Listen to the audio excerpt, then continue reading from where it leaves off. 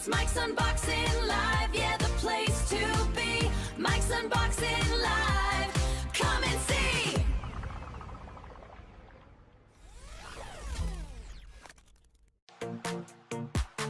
Let's turn the good vibes up and press the play. Make this the perfect start to an awesome day. So welcome to the stream, yeah, the show's begun. Come and join the fun for everyone. It's Mike's Unboxing Live, yeah, the place to be. Mike's Unboxing Live, come and see.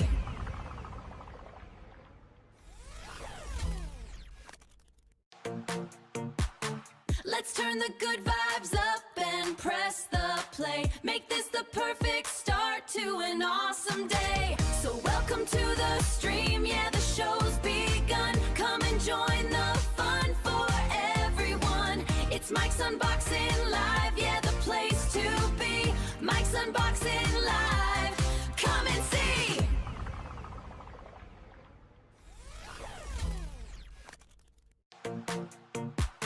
Let's turn the good vibes up and press the play. Make this the perfect start to an awesome day. So welcome to the stream, yeah, the show's begun. Come and join the fun for everyone. It's Mike's Unboxing Live, yeah, the place to be. Mike's Unboxing Live, come and see.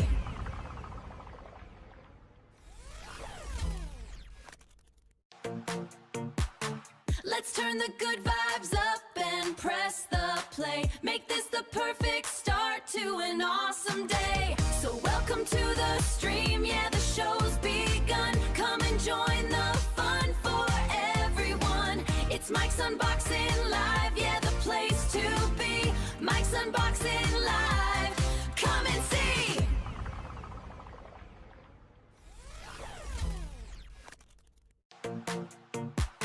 Let's turn the good vibes up and press the play. Make this the perfect start to an awesome day. So welcome to the stream, yeah, the show's begun. Come and join the fun for everyone. It's Mike's Unboxing Live, yeah, the place to be. Mike's Unboxing Live, come and see. Yes, we are live. Good evening, Mike here, Mike's Unboxing Reviews and How To. It is Saturday the 18th, is it? The 18th? Yes, the 18th of April 2026. Welcome one and all. Hopefully you can hear me and see me. I will potentially stop a moment just to see if anyone can actually hear me. Looks like potentially it's working. Gotcha, Mike. Excellent. Yep. We're 5 and 5. Excellent.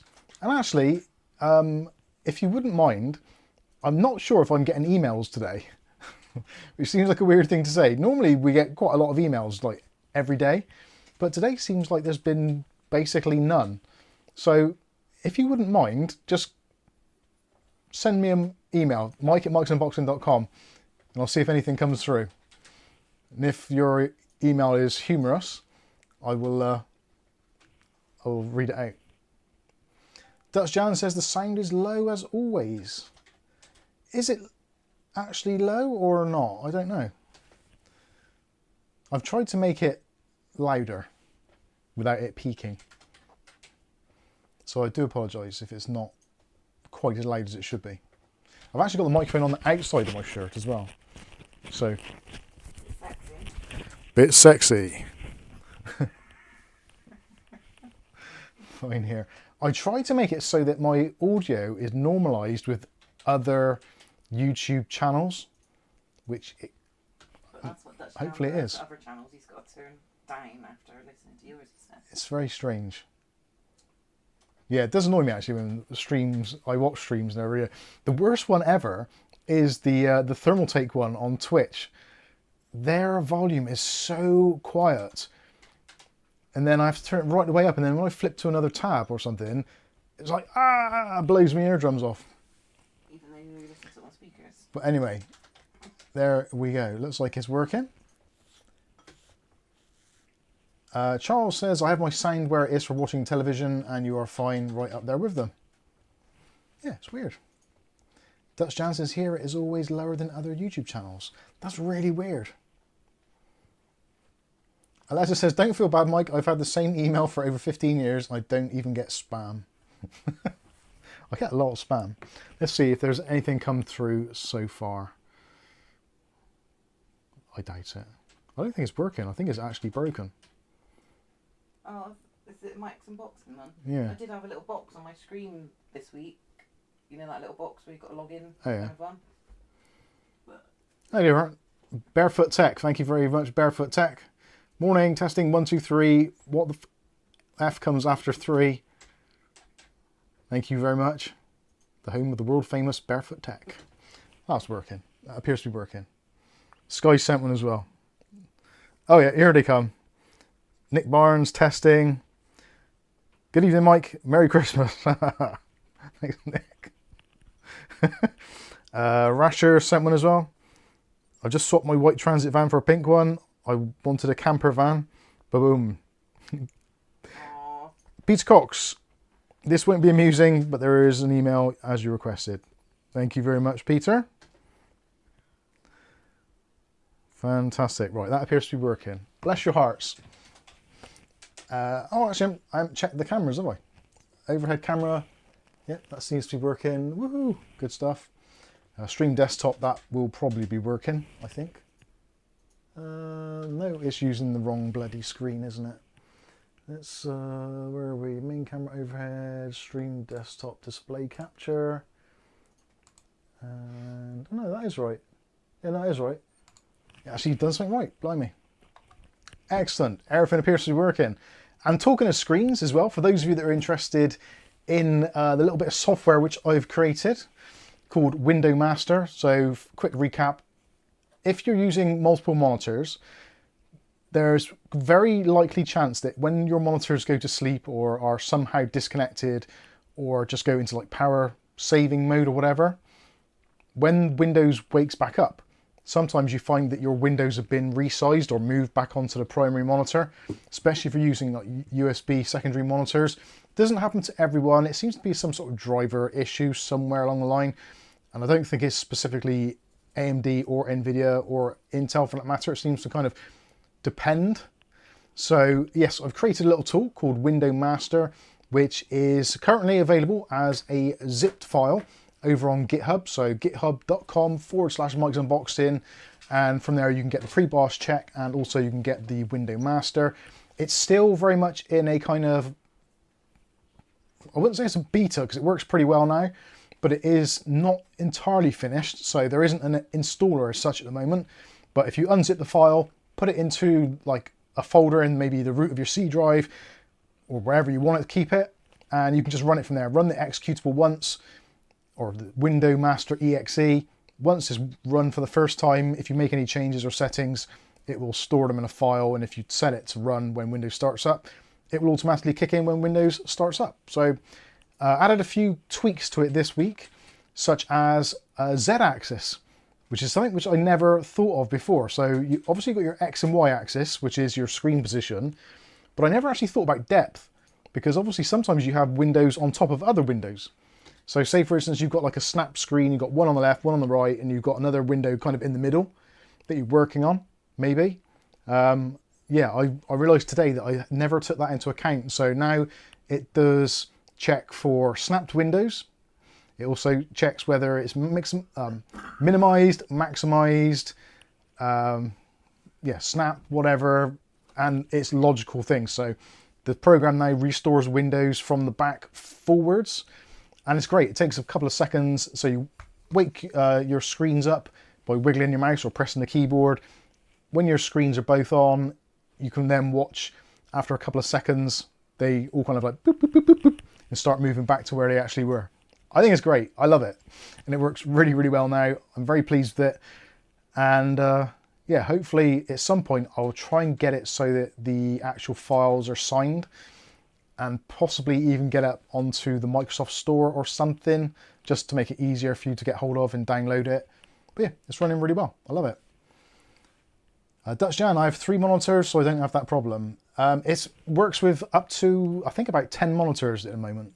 So you can still get it multiple monitors, no matter how many you got. Yes, Kath? Question above Dutch Jan. Question above Dutch Jan. Can 4K USD no longer build a... No. No. That is from Delano. Can $4,000 in US dollars no longer build a 5090 PC? No. You've got the choice of either the PC or the 5090. You can't have them both. Not for $4,000.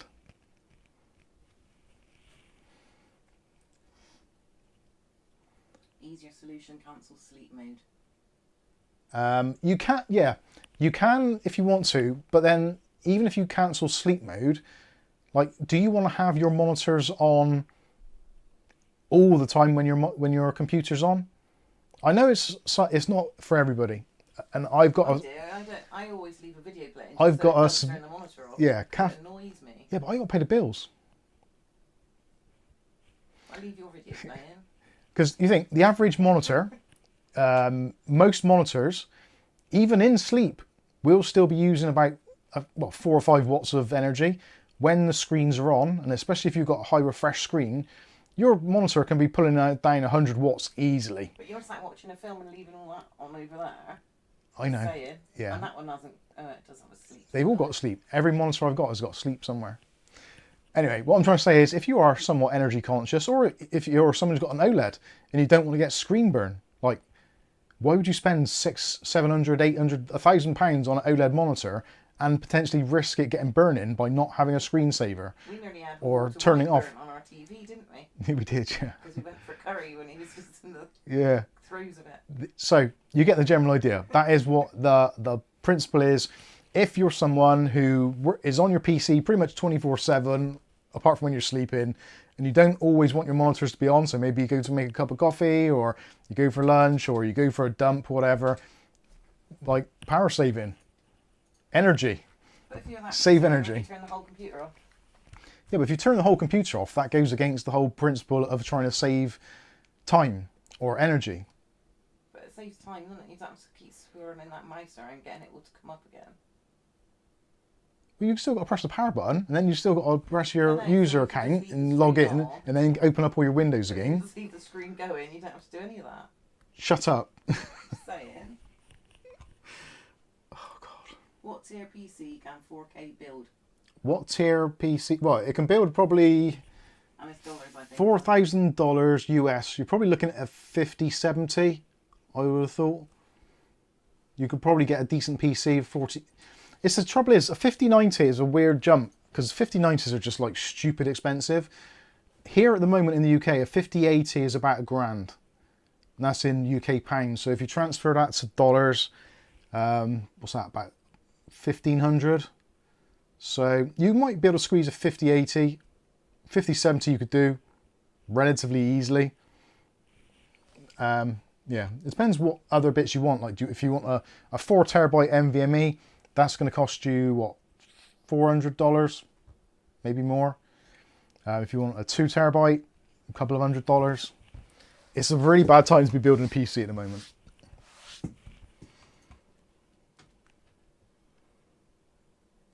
Sky says 9070 XT would be a nice card for a 4K.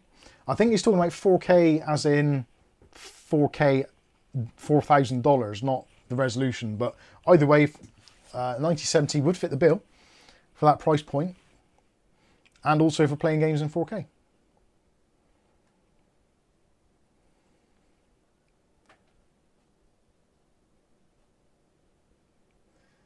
Yeah, there we go. Plenty of good advice in the chat. Good stuff. John says, save your toilet visits to as few as possible, maximum efficiency. The trouble is, Kath's like mad, and she just constantly making drinks, like literally constantly. And I struggle to keep up with the amount of drinks that she makes. Although I have a bigger cup. So there is that to it. But she makes drinks like they're going out of fashion.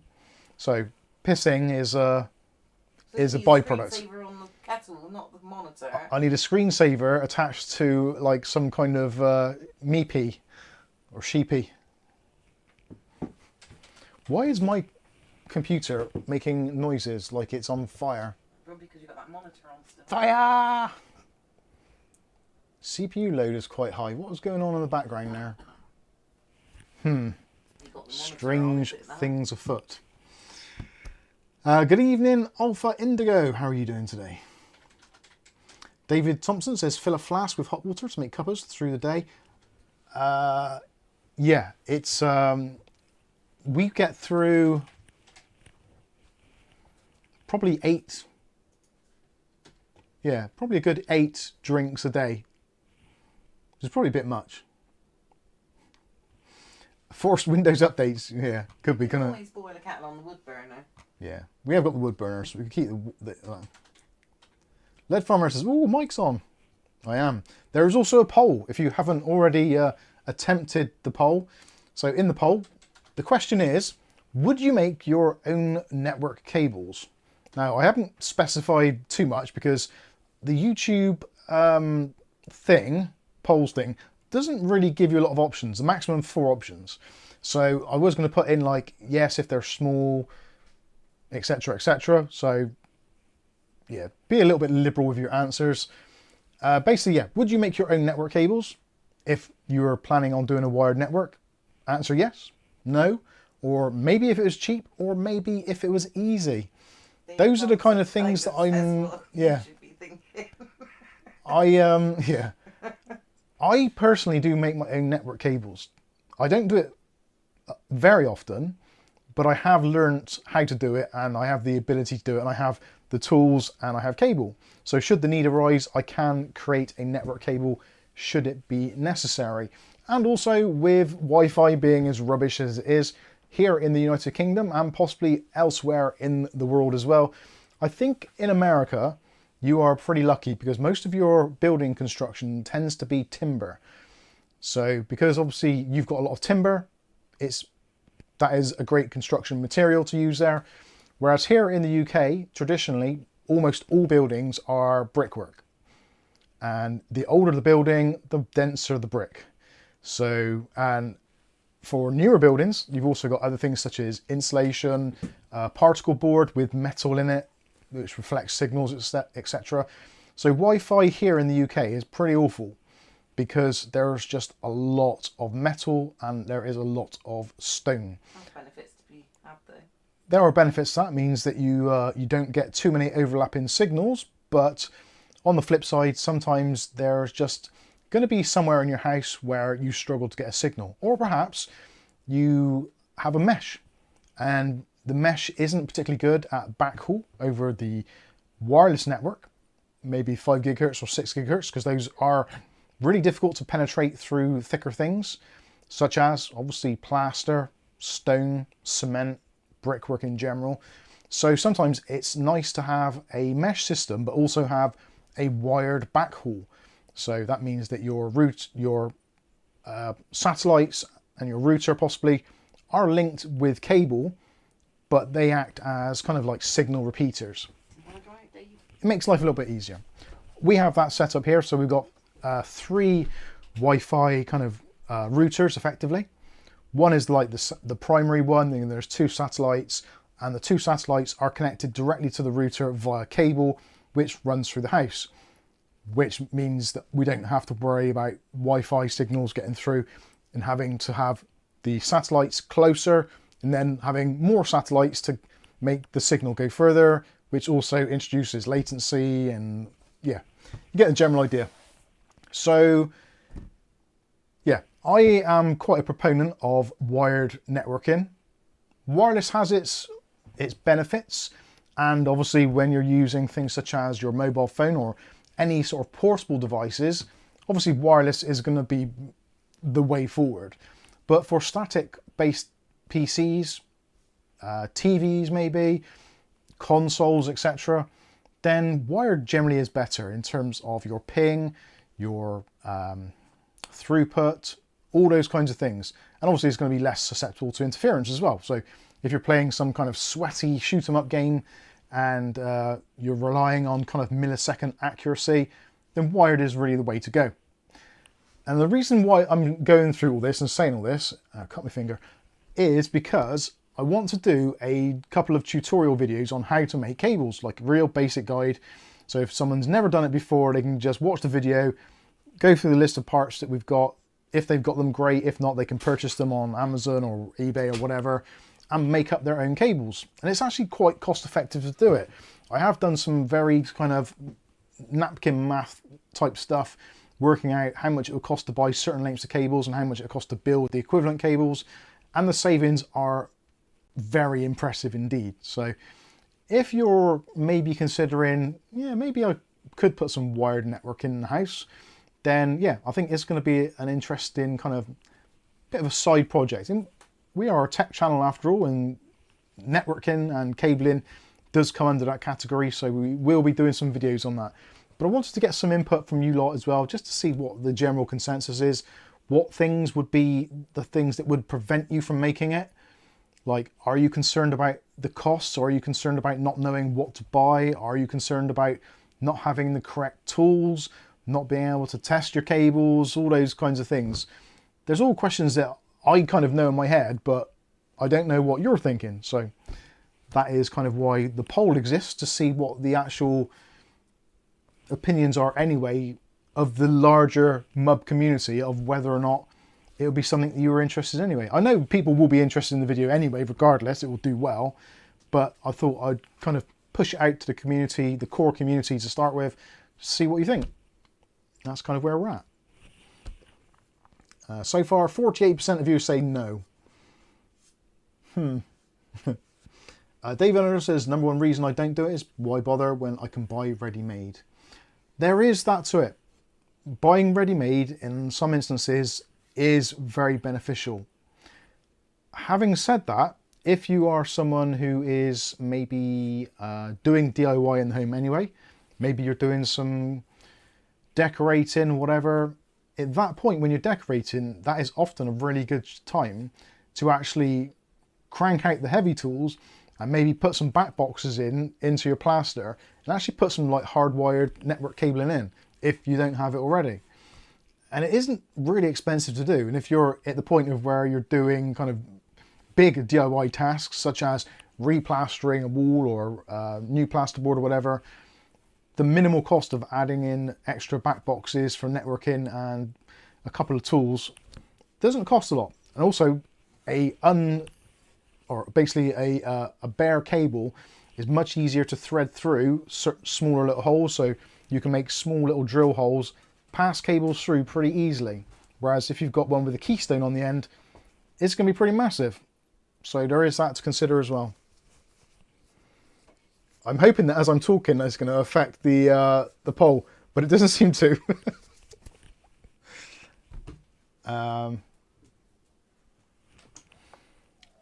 Holy fuck! Ooh.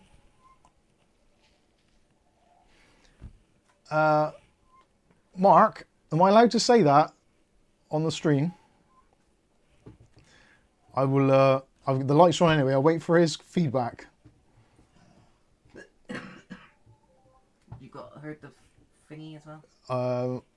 Yeah, I'll just wait. Did Mark?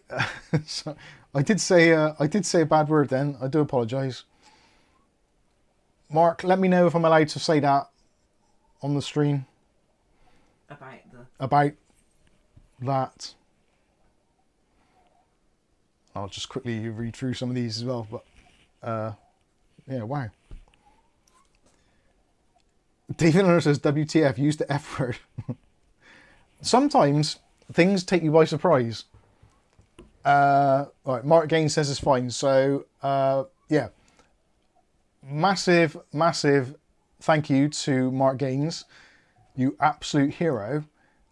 He has just sent us, that's PayPal, isn't it? Yeah. He has just sent us £100 gift via PayPal. Thank you. Which is absolutely incredible. I'm somewhat speechless. I thought to begin with, maybe it's just like he's added an extra note on by mistake, and wait for the refund request to come through. But yeah, WTF! Thank you so much, Mark. That is very, very kind of you. Charles says, "Is your channel say who you want, you dirty fecker?" I do apologise. Yeah, thank you, Mark. That is incredibly generous. What a hero. Where is... Oh, it didn't come up on there, did it? I can't... There's nothing I can click on to get it on the screen. But anyway, you've seen the thing. That is very, very cool. Thank you very much. Semrab says, it was supposed to be £1. Oh, dear. That's taken away some of the pain in my arm, funnily enough. How can pain be motivated by cash? It's all good. Thank you so much. That's amazing. Amazing. Wowzers. Yeah, it's put me off track then. So I think I saw Matthew Day. I'm pretty sure I saw Matthew Day saying, how much is the tool? I think I heard. I think he said you were a tool. Oh, or I'm a tool. No, he didn't. I didn't. Sky's... Oh yeah, there is Matthew Day. How much is the tool? Well, now that is a very good thing that you've asked. Because there is actually... It's a really easy thing to do. So, to make your own cables, essentially, there's not much you need. So, one of these. So this is a crimping tool and also a cutter. So serves a few purposes, but essentially you squeeze it together and that bit squeezes the network cable. It's also got a cutter for cutting cable. So that is basically kind of the main tool you need. The other thing you need is probably like a pair of scissors. Most people have got scissors knocking around the house. Careful. I hate these fucking scissors. These scissors are deadly. They are so sharp. They've blunted down a bit now. His finger is a bit too yeah. tough for him. Also, you need obviously a reel of cable. So I've got a reel there, which is, I use Cat 5e. Now, people are going to probably hate me for saying this, but Cat 5e is absolutely fine. Most of my networking in the home is 2.5 gigahertz. Sorry, 2.5 gigabit. The backhaul between the routers, all 2.5 gigabit, and the outgoing signals to the hubs, etc., all 2.5 gigabit. And they all work absolutely fine. Done speed tests, they all get up to what they should do. Absolutely fine with Cat 5e cable. And the longest length I think we've got in the house is probably, it goes from the front of the house, from the bottom, all the way up the wall, across the roof space, and then down the other side of the house. It's not a massive house, but a normal-ish size house for the UK. And those cable runs have been there now for almost 15 years or so. And they still work absolutely fine. So those are probably 30, 40 meters long, maybe. George's was replaced because you cut it. George's did get replaced because I did cut it. Because he swore when he was a boy. So yeah, Cat 5e cable, absolutely cheap as chips. You can buy like a reel. They're normally about 305 or 315 meters long. And I think I paid about, well, 20 quid for a roll. So that could do the house kind of 5 times over at least. Yes, Kath? Does the crimping tool also have a stripper for the cable? Yes, the crimping tool. Like a 20 quid for that crimping tool. These crimping tools, depending where you get them, they're relatively inexpensive. Anywhere between kind of 10 and 20 quid, depending on the brand. If you get like a premium version or a ratchet type one, they can be anything up to a couple of £100 if you're like professional. But realistically, these ones cheap and cheerful. I think I bought this maybe off Amazon or eBay, probably about a tenner or part of a kit. So that is what you need. When it comes to the actual crimps themselves, or the boots or the ends, you've got the Cat 5 ends. These plastic cheap ones, you can pick these up for somewhere around like 3 or 4 quid for 100. So it's not particularly expensive to do. You can buy nicer ones. You've got pass-through ones, so you can push the cables all the way through, which makes it a little bit easier to make. There's also newer ones as well, which come with like a little like cable holder, which you then push into the head. So like an advanced version. So I will be getting some of those in actually, so I'll demonstrate how to do all of them. So I think it gives people the everything they need to know. And you can buy packs like this, which basically comes with everything. So that this pack actually came with the boots, the crimps, all sorts of stuff. I think I've actually got, yeah, there's another crimping tool in there, an easy crimper. Although I prefer my old one. Can you but sing it? Sing? No. He's an easy crimper. He's an easy crimper. You take your heart and you won't Around feel about it. 8:45. You get all this kind of crap. You can get shielded ones. You get boots as well. Another pack of pass-through ends. Yeah, it's very, very cheap to do. You can get a whole pack as kind of a starter pack for about 20 quid. So 20 quid plus your cable, maybe another 20, 30 quid, so 50 quid. And that will last you for years. Absolutely years. Unless you're doing like a cable run from your house out to like a outbuilding, like a shed or a garage or something. But yeah, it's really, really cheap to do. Send around at 8:45 still. 8:45, 8:45, 8:45, Senrab. Right. Michael at Ultimate Tech Hub tested Cat 7 cables and most were fake cables. Yeah, that is the thing. You can spend a lot of money on more expensive cables. Realistically, like, if you want to put Cat 6 in or Cat 7 or even Cat 8 or whatever, you can do. Just be careful. Don't always be kind of misled by you need to have the best cables, because you really don't. Some cables have their advantages, some don't. Generally, the Cat 5e cable that you get on a reel, the twisted pairs, it's more designed for kind of static placements. So you basically run a line in and leave it where it is. That is why you then terminate it to like a wall jack, and then you do a smaller cable to go from there into your PC. It does add another layer of potential failure, but wiggling cables around after a while, because it's basically copper wire, eventually if you keep on kind of bending it, after a while it's going to fracture because it's very thin copper wire. So yeah, don't always assume that you need the best cable. If I was to do it all again now, I might buy Cat 6 cable, but Cat 5e will do up to 10 gigabit for relatively short lengths, and at 2.5 gigabit it will do for, I think, up to 100 meters, which, yeah, at most I'm going to do maybe 35, 40 meters at the very most. So yeah, it's never going to be a problem for me. Greg M. I use pass-through ends, a heck of a lot easier. No. I agree. Fire regs require. Fire regs require plenum rated in ducts, etc. All right, fair enough. Yeah, I don't think, when it comes to Cat 5 cabling here in the UK, if you're doing it as a DIY thing, I don't think there's any building regulations to state what you need in the cable. I'm pretty sure. It depends how you're attaching it and where you're running it through. If you're running it through kind of like trunking in the walls and stuff, I think you have to have some sort of type of building reg code. But if you're basically just throwing a cable up the side of your house and then down the other side, like I've literally cable tied our cables to the drain pipes. So I don't know if they have this in America, I guess they do. But in the UK, traditionally, like on your house, you have like your tiles on the roof that go into a gutter, like a water gutter, and they drain into basically the floor level. Down pipes, yeah. So I just cable tied the cables to the side of that.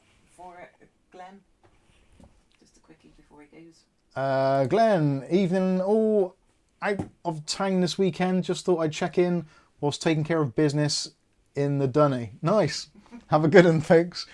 Glenn, also, your case, the deal that we had, I haven't forgotten about it, just my shoulder's been playing up, so I haven't ventured up into the loft to start lugging heavy things around, but I will try to get it done tomorrow or Monday. If not, I'll send... Get my plants in Yeah. a suitcase. If not, I'll send George up and hopefully he'll do it.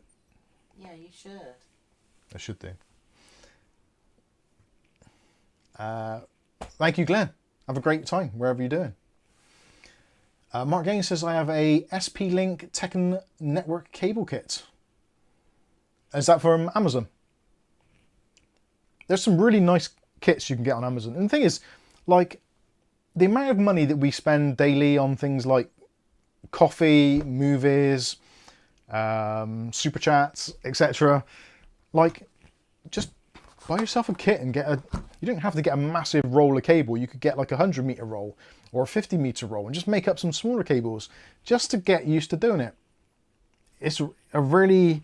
I wouldn't say it's fun. It's quite frustrating at times, but depending on how many cables you've got to do. But the actual reward that you feel yourself actually of doing something like this for yourself, whereas like if you got a professional in or a contractor in to do cable drops, they normally charge you somewhere around sort of £100 per drop, which is a lot of money. So like in this house I've put in, what's that, four... Didn't you used to do that as a job? Not really, no. I thought you did odd jobs a bit. I've helped out. I've helped out. Yeah. Someone, the company I worked for previously, M Squared, years ago, they were doing like a sort of a bit of a deal with another network company in Bristol, and they would basically kind of pass jobs between us. So if they had a small job, sometimes we'd go and help them to do the cabling.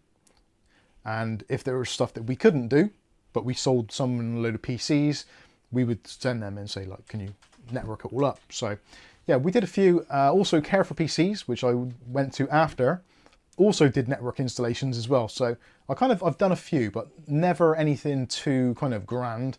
Mostly what I would consider kind of prosumer or home office, small office, that type of stuff.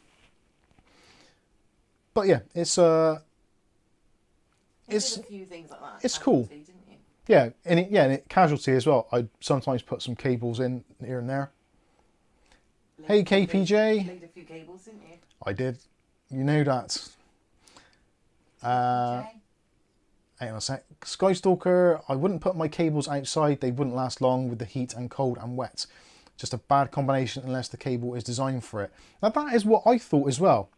But my Cat 5e cable, which is the cheapest no-name bullshit brand I've ever seen in my life. I'm just going to grab it actually so you can see for yourselves. He says, I've got to move my iron. Yeah, I have an iron. I know you wouldn't know it, but I have. Ugh. So here is my my cabling. So Logic is the brand, I think. And you've got an inch on there, and you've got that huge great box. But you can yeah, much of it as an inch there's only a meter left on there. So yeah, this is basically real cheap ass shit cabling, Cat 5e, and it's really nasty, horrible grey stuff. Not even very flexible. But I've had this literally for about 15 years outside the house on the downpipe. During that time, we've had some pretty ferocious weather, both highs and lows. It is a little bit sheltered from the rain, but not tremendously. And it's literally just held on to the downpipe with like cheap cable ties. Also, Indigo has Cat 5e to the shed and runs it inside an old hose pipe to protect it from yarns. That's not a bad idea. The hose pipe. I like the hose pipe idea. That's good. But yeah, this is just basically real cheap shit cable, and it's been absolutely fine, and it's lasted for absolutely ages. Hence why there's probably only an inch left on it. There's a lot left in there. There's probably still about 200 meters in there. How do you know? I think it actually says on the cable. Oh, okay. I think they do actually print it. I'm gonna have to get my Inspector Gadget goggles on, but I'm pretty sure that these actually. There's not a heavy rail in the middle. Yeah, it might be. These do sometimes have markings on telling you how much you've used. Although this... There is nowhere near as extreme as in Canada. That is true. That is true. Actually, yeah, this cable is so shit that... Oh, actually, I'll tell a lie. Yep, this says here 114 meters. So I've only used 113 meters so far. Well, that's probably half a meter there. I'm pretty sure it goes that. What's the next one going to be? 115? I hope it goes that way. Otherwise, I've used more than I thought I did. 115, yeah. So it counts up as you go along. So yeah, I've now unwound a load of cable, which I didn't want to unwind. But yeah, a 305 or 315 meters to start with. So I've used about 100 meters in total over the last 15 years or so. It's nuts. it's absolutely cheap as chips. And also, if you're a bit concerned and you don't know if your cables are any good, you can treat yourself to a cable tester. These are very cheap. You basically plug one Cat5 in one end, you plug the Cat5 into the other, you turn it on, and it basically checks each one of the twisted pairs. And you can see it's not lighting up at all because there's nothing physically connected. But it'll go through, go 1, 2, there's on the same on the other side. It basically goes through 1, 2, 3, 4, 5, 6, 7, 8, all the way through. And this, again, I've had this for about 20 years plus, and I've put a 9-volt battery in it, which came with it, and I'm still on the same battery. This stuff is an investment. It just lasts forever. Yes, Kath? Quids and Darth underneath. What? Quids. Just say the time. 856. 856, got it. What specifications of your computer are you using? Which one? The one behind me? That's the streaming PC. That's not the one I use every day. I only use it maybe like once or twice a week. That is a RTX 4080. It is a MSI X670E Gaming Plus motherboard, a 7800X 3D processor, 32 gigs of DDR5 6000 thermal take, tough RAM. Well, it's basically thermal take everything in there. So thermal take case, the View 390 Air. The cooler is the MagFlow 360 AIO. The screen at the top is the thermal take as well. All the fans are thermal take SWA fans. There's tough fans in the bottom in black, which you can't really see. But I thought, well, there's no point wasting money on SWA fans in the bottom because no one's going to see them. But yeah, there's 3 SWA fans at the front, 3 on the radiator, and there's 2 on the back. It's a pretty cool PC, but it doesn't get used nearly as much as it should do.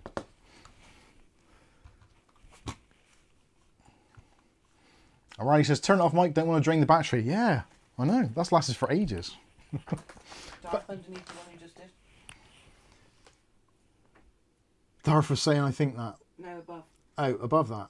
I wouldn't get you to read something like that, would I? Darth. Go for the new 5800X3D. Go for the new 5800X3D or pay a bit more and get an AM5 combo. Now that is a very interesting question at the moment. Talking of tech news this week, AMD have announced that they are going to re-release the classic CPU, that is the 5800X3D, which seems like an unusual step, in my opinion. Anniversary mark very foot already. Oh, for the 10th anniversary, yeah. That seems like a weird thing to do. Like, how many times before have companies actually done that? Re-release a 10-year-old product again, just because it's like, well, not a 10-year-old product. Obviously, that's not a 10-year-old product. The AM4 platform is. I'm guessing that's what they're referring to, because I haven't actually seen the article, but I'm guessing AM4 is now 10 years old, or will be 10 years old. That does sound about right. The thing is, the 5800X3D is a great CPU, and of its time, it was amazing. The trouble is, if you compare it with a modern platform like AM5, you can almost get like a really cheap basic processor and it will be almost as fast as it. Now, obviously it's going to have a slight advantage in gaming. It was released in 2022. 2022, all right, cool, thank you. So yeah, AM4 was released in 2016, 2017, I think, thereabouts.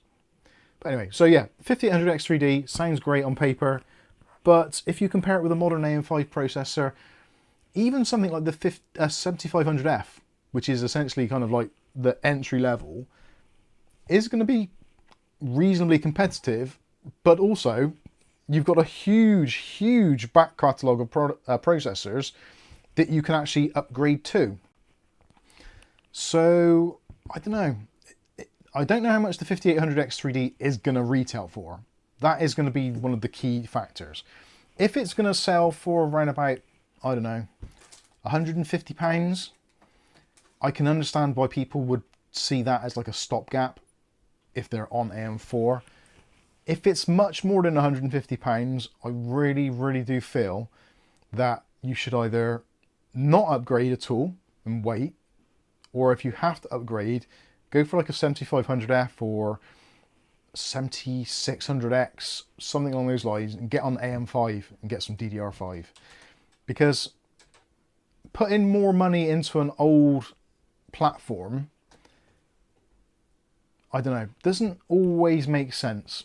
I appreciate, like, there's people that are on like B450 and will still put a 5800X3D in there as their kind of like their last ditch attempt to keep the platform alive.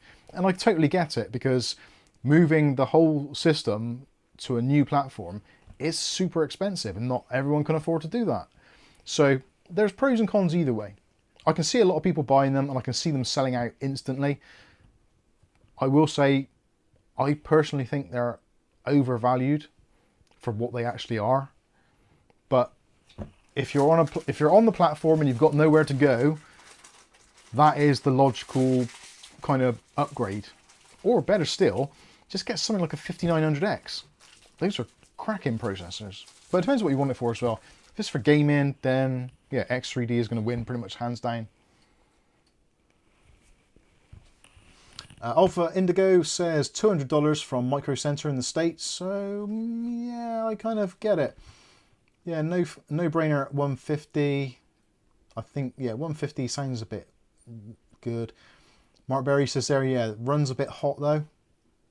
Yeah, that was the thing. The 5800 non-X and the X3D both were like one of those CPUs were kind of like, right. So water cooling is now kind of more like, kind of you have to. Air coolers just don't quite cut it.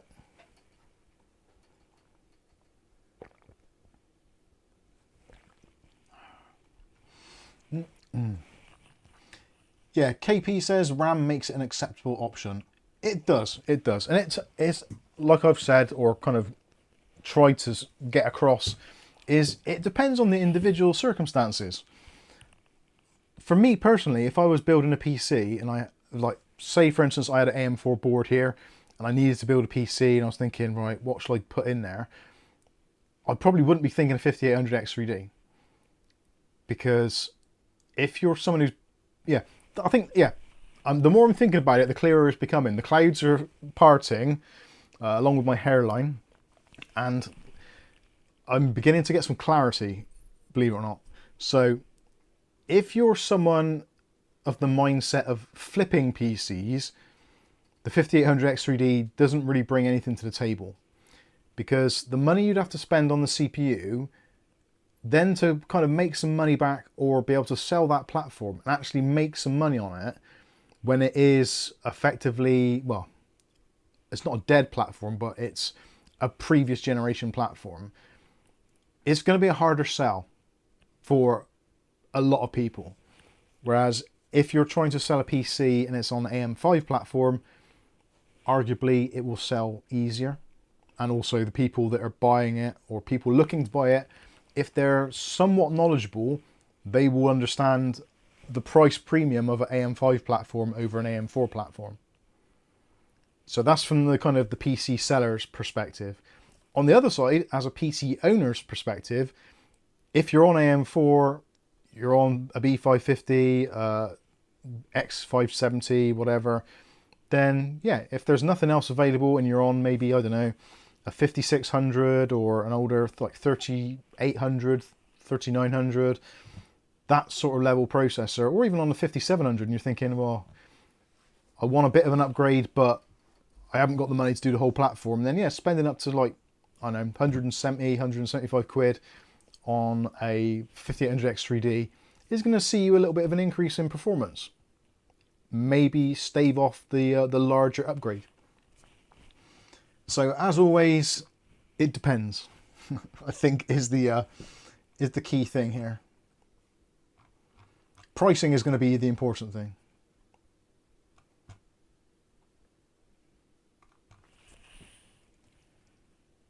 Let's have a look.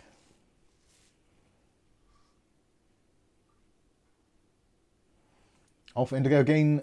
This system I'm using now is an Asus X570 and a 5800 X3D. Very cool.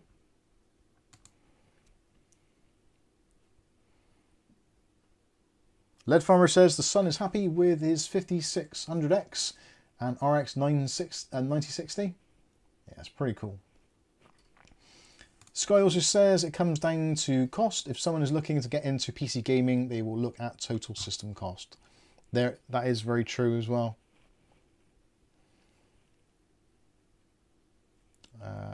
Safi says the Ryzen 9000 series runs very cool. Temp efficiency is understated.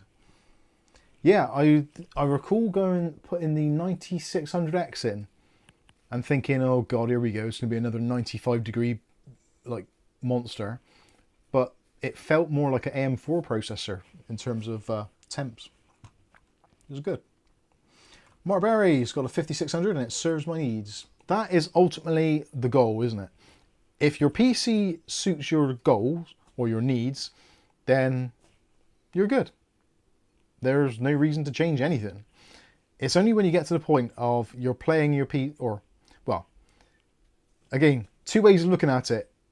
If games or applications that you're trying to use do not run, or do not run to the speed that you require, then yeah, upgrade path looks welcome. Alternatively, if you're someone who is a PC kind of hobbyist and computers are your hobby, even if your games and everything run well now, if a bargain comes along, then it's your hobby, you buy stuff. Which I think a lot of us in the chat probably come slightly into that category, where we love a bargain, but we also love the hobby. So even if maybe the prices aren't perfect, but you just want it, you'll just do it because it's an enjoyable thing to do. It is your hobby. In which case the financial aspects are somewhat secondary. It's your hobby, so it's going to cost you to enjoy your hobby, and you make that allowance.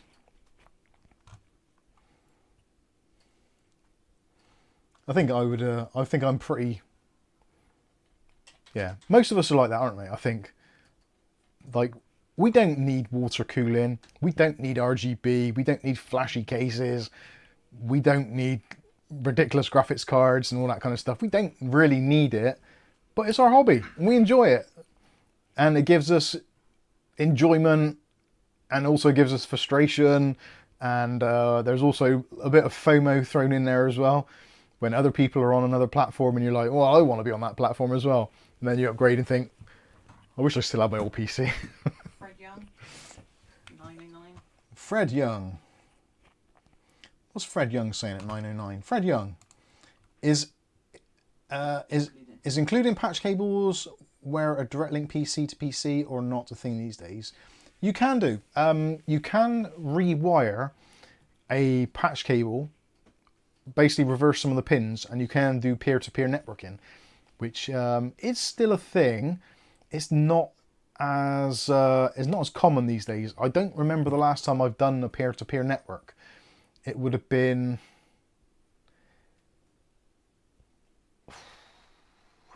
When did The Matrix come out? 1999? I think it was.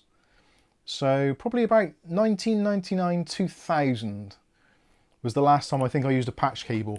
And it didn't go particularly well. And that was because a friend of mine brought his computer round and we wanted to play Unreal Tournament against each other, and we didn't have networking, or we didn't have a switch or hub. We had network cards, but we had no switch. So we ended up doing some peer-to-peer networking, and it didn't really work very well. It was hard to set up. Yes, it was weird. Long time ago. Who was that? Gavin Bragg. He brought round his what was it? Was that when he put his ass through our window? No. It was he had a Packard Bell Pentium 3, if I remember rightly. Yeah, Pentium 3 Packard Bell. And there's like a P3 450 or 500 or something maybe. It might have been a bit faster than that, but it was around about that sort of era. So it was a long time ago.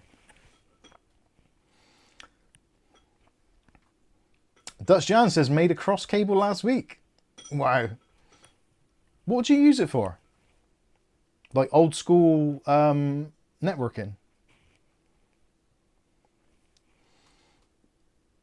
Thing is, I think a lot of modern routers and switches these days will actually kind of detect if the cables are wrong and kind of redo them.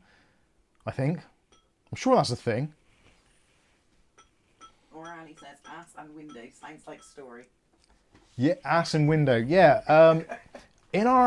When we bought our first flat, it was all single glazing. So this was double glazing was a thing back then, but we didn't have it because it was like an ex-council house. It was basically a masonette type thing. So it was like 2 stories that were over a shop. It's like a house on top of a shop. Yeah, a house on top of a shop essentially. So we had like 2 stories and a loft and like a downstairs bit. So it's 4 stories, I guess, in total. But it was over a shop.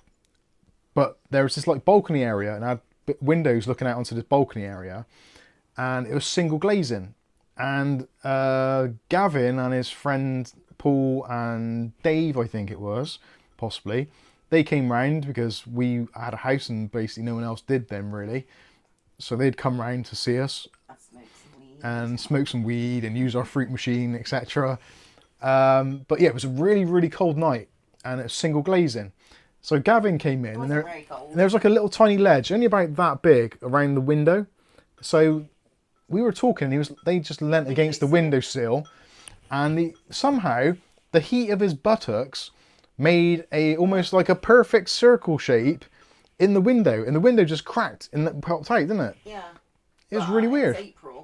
It was April, but it was really cold. Because it was when I just got Sam the kitten that day. So yeah, Gavin Bragg's ass broke our window. And I didn't get pissy because I had a new kitten. Oh no. So yeah, that was a slightly strange story. We kind of laughed about it at the time, and I'm pretty sure that was on the Friday night, and I'm pretty sure the next day on the Saturday, Kath's dad came round and put a new piece in. Putty and everything. Yeah, it was like proper old school linseed oil putty. What a bummer. Yes, it must have been a bad curry fart.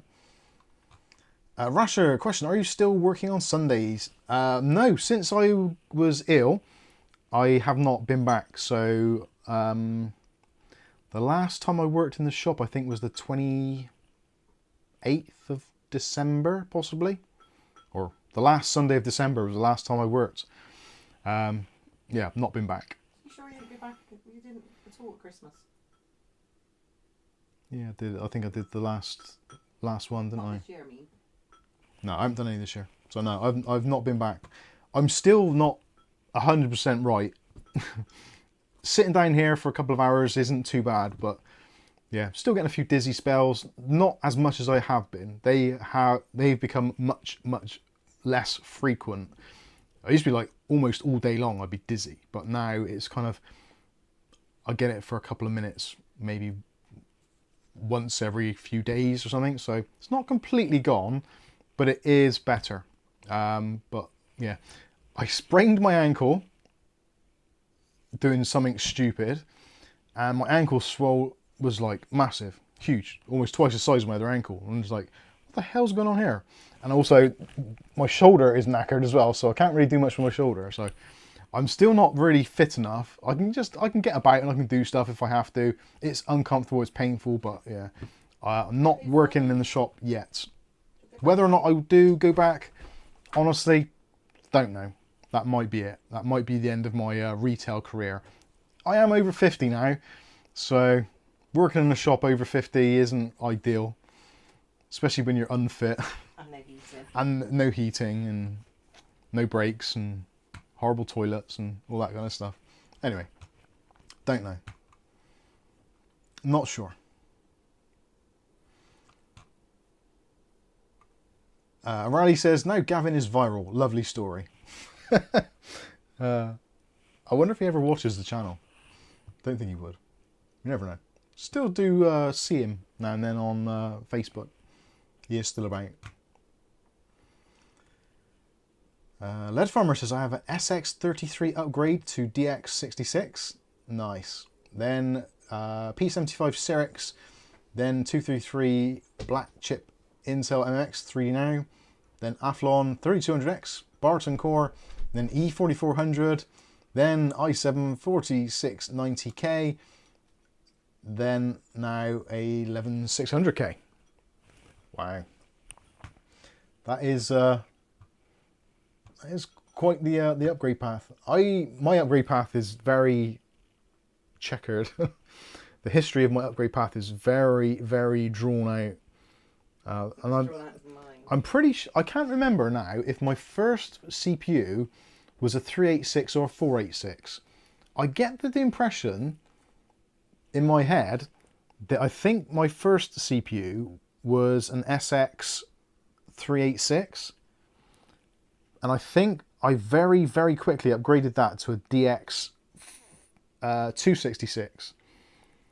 But I always think in my mind now that the DX 266 was my first computer. But I'm really sure that I had a 386 and I was pissed off because some of the Windows 95 software I wanted to run wouldn't run on a 386. I think. Or was it Windows 95 wouldn't run on a 386, so I had to go 486. I can't remember. It's such a long time ago. It was like 1996, wasn't it? Yeah, because we got married, didn't we? 96. So, first computer we bought as a wedding present to ourselves. I'm sure it's SX386. But I'm not sure. I'm pretty sure, yeah. I think the SX386 was the first one. And I think almost immediately we changed it to a 486 or a DX266. A lot of people are probably thinking like, what is he talking about? What are these numbers? But yeah, old school computing was a very, very strange beast.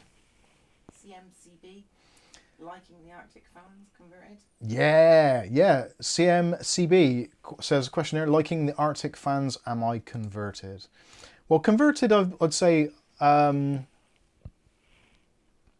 converted is probably the wrong word. I've always had a little bit of a soft spot for Arctic cooling in general, from my early computing days when Arctic Silver was first out, who I'm pretty sure was made by Arctic, even though it may not have been.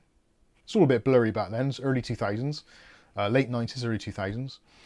But yeah, Arctic have always come out with some like ingenious products, like the aero coolers for the graphics cards and stuff.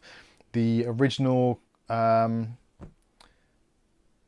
Arctic 64 was it, which was for the Intel, so the AMD 64-bit first CPUs on the. I'm trying to think of the socket. There's 939, and there was one before that, wasn't there? I can't remember what the one before 939 was. 939 was basically the same chip, but for PCI Express, was it? I'm trying to think what was before it.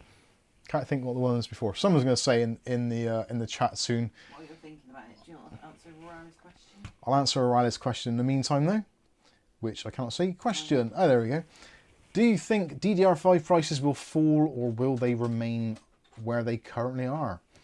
I'm thinking Asus ROG Strix B650E-F gaming Wi-Fi with a 970X stopped by prohibitive RAM costs.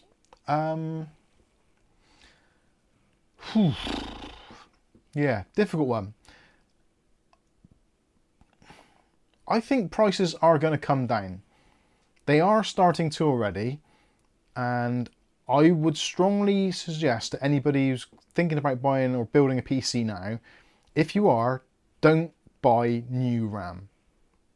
Buy it used.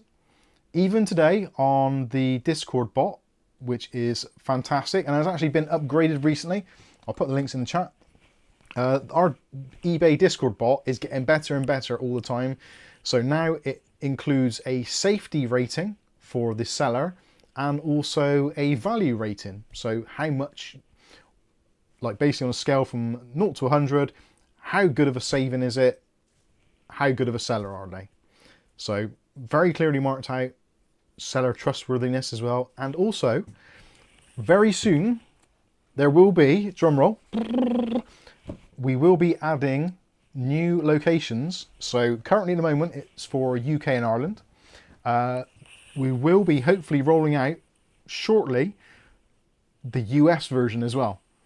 So American viewers, or North American viewers, will be able to take advantage of the eBay Discord bot, which is fantastic news, something which I've wanted for such a long time, and it looks like it's just around the corner. So yeah, that is going to be awesome. Really looking forward to that. Not too sure how it's going to implement onto the Discord.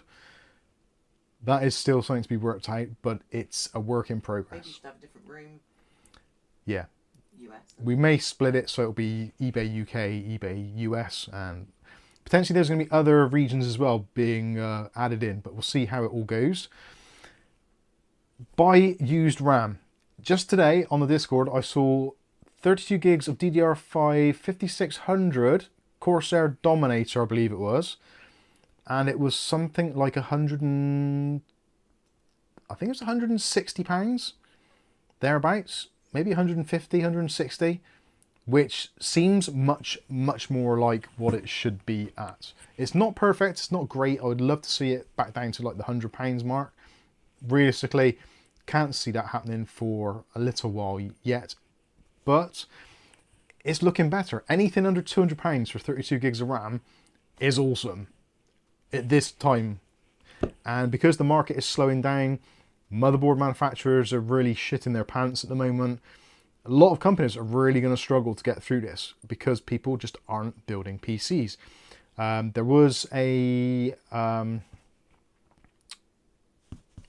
what's it called? I'm trying to think of the company. I think it might have been Mind Factory. Basically, it's one of the big German retailers, and they listed the differences in sales between this time last year and now, and it was ridiculous. I think this time last year they sold like 23,000 AMD CPUs, and this year it was down to like about a couple of thousand. So it was like 10 times less than they would normally sell. And I think Intel processors, they sold in the month like maybe 500 or so, and that was it. So it's like, wow. And they were used to selling like tens of thousands. So obviously the Intel thing is a different story, but for AMD processors to be not selling at the moment is bad. So obviously AMD don't give two rats asses because they're coining it, aren't they, from AI stuff. But there's going to be manufacturers out there. You got your Thermaltakes, you got your Corsairs, you got your Be Quiet. Basically any brand you can think of which does accessories or parts for building a PC, case manufacturers predominantly, they're going to be the ones that are screwed. Like Antec. Antec have kind of just come back into the market, and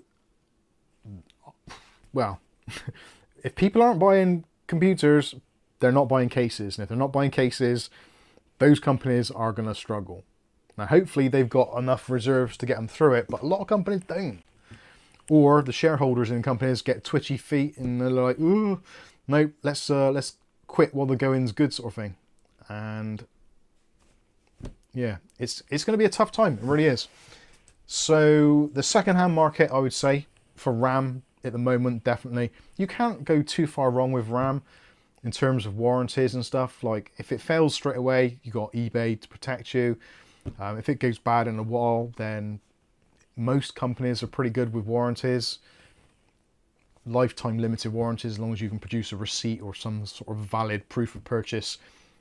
Generally, you're going to be okay. There's going to be a few case scenarios where it's not going to work out, but yeah, I would be looking at that. Alpha Indigo says DDR5 China is coming. The thing is, DDR5 from China is going to be the same price. Mark my words, there will be no difference in price. And the reason I know that is because if you try and buy the Chinese DDR5 at the moment from China, where it's generally cheaper, it's more expensive to buy there than it is to buy here. Like any brand, you go to AliExpress, Alibaba, etc., all of the Chinese brands are more expensive than you can buy here in the UK at the moment. I don't know why, it doesn't make any sense, but it's all either the same price or more expensive. And the thing is, if it's the same price or more expensive, you must just buy it from your local market, aren't you? So yeah, people keep on saying DDR5 from China is going to save the industry. It's not. It really won't. It might do in a couple of months' time when things have settled a little bit, but at the moment, like the Chinese companies, they're not stupid and they don't care because they know that somebody somewhere will buy their RAM. So they are going to put as much margin on it as they possibly can, A, to like get over the tariff situation, and B, because it's a captive market. If people want to buy it, they're going to have to pay the prices. Which is why when there's talk in the market of prices dipping, that is when you want to buy on the used market, because people will be like, oh shit, we're on the turn. And they'll try and offload their RAM so they're not left with some RAM which they bought for a stupid amount of money, which is now worth a lot less. So you will see people turning in their RAM, I think over the next month or so. May, June will be the telling time. I think RAM is going to take a big dip and the used market is going to take an even bigger dip because people will start getting a bit sketchy and thinking, I've got a lot of money tied up in that RAM, I need to get rid of it quick before I lose, or it's worth half of what I paid for it. So that's definitely going to happen. That's my opinion. It could all turn out completely different. Who knows?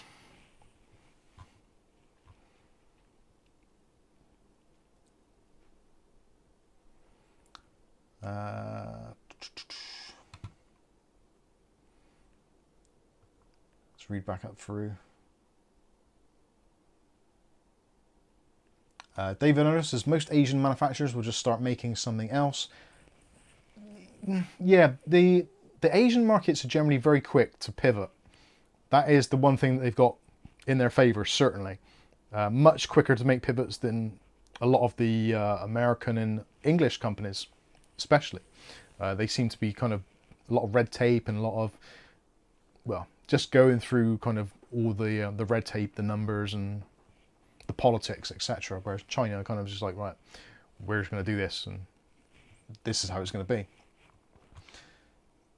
So yeah, but having said that, like depending on what sort of thing you're going to, if you're in some kind of construction or fabrication, like case manufacturers, for instance, the amount of money and the expense of the tooling to actually do that, and then for them to turn around and say, well, we'll do something else completely different, not quite so easy to do, and financially not as viable either, because if you've invested all this money in the tooling, even if you bought the tooling like on a second-hand basis from a top tier company, they finish with it, so they sell the, that's basically how it works in a lot of places.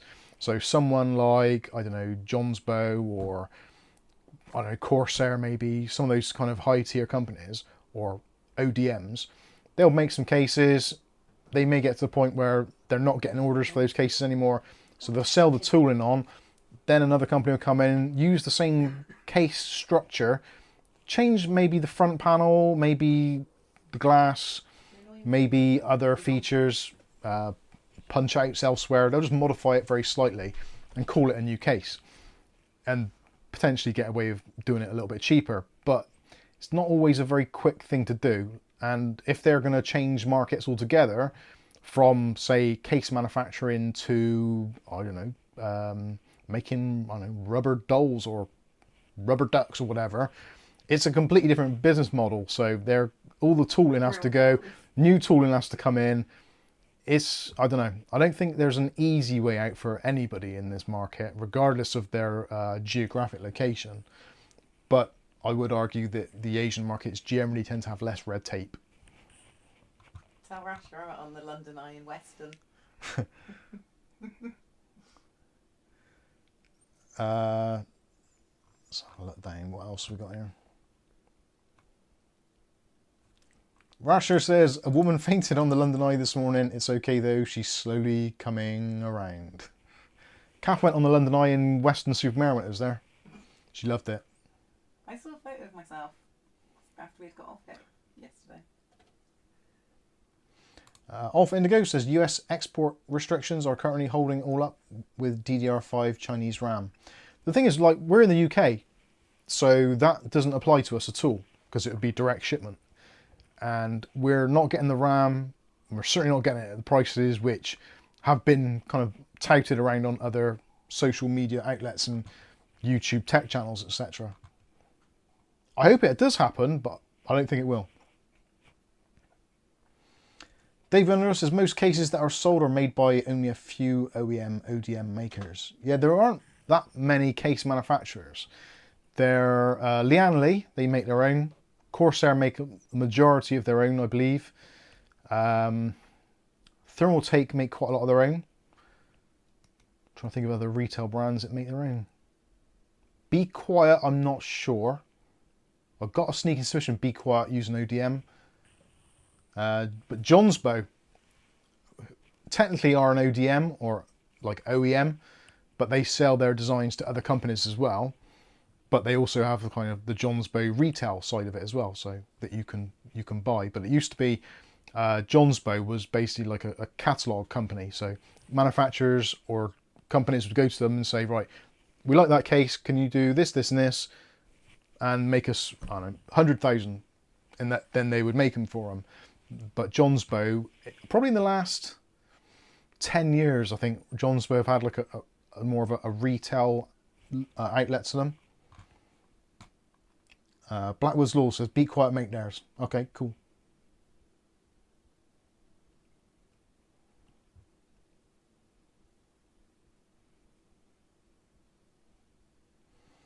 Sky says, yeah, I've purchased Chinese ramen as CL something horrible. Yes, it was. The Grow Bag says, I've been super impressed with my Johnsbow case. The thing, yeah, Johnsbow make absolutely, I'm not kidding, they make literally hundreds of different cases.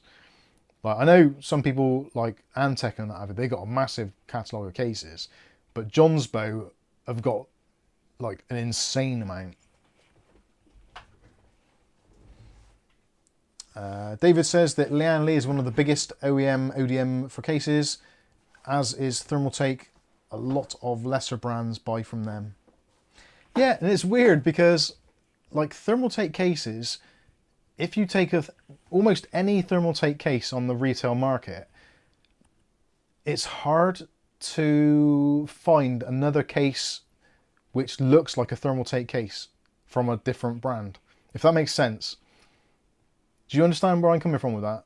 Like, being that Thermal Take make cases for other people, as do Lian Li, like, I can't really think of any that strike me. Like, there was one obvious one, which was the GameMax F15, which was the classic case, which will never die, which CAF is still using, which was basically a retooled version of the Lian Li Lancool 215 or 205.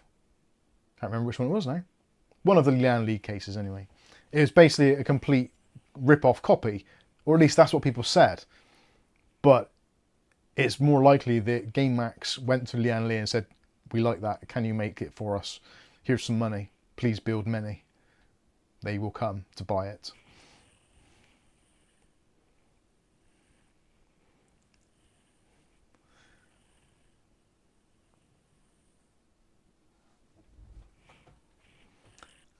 We love your rain. We love you, rain. I notice your hands are a bit big for that mouse. Yeah, it is a little mouse. Tiny little. You know what they say about big hands? Big hands, small heart. No, big hands, small penis. No, what was it? Big hands. Big thingy in it. Oh, big hands, big todger. One of those statements is true. Put a poll.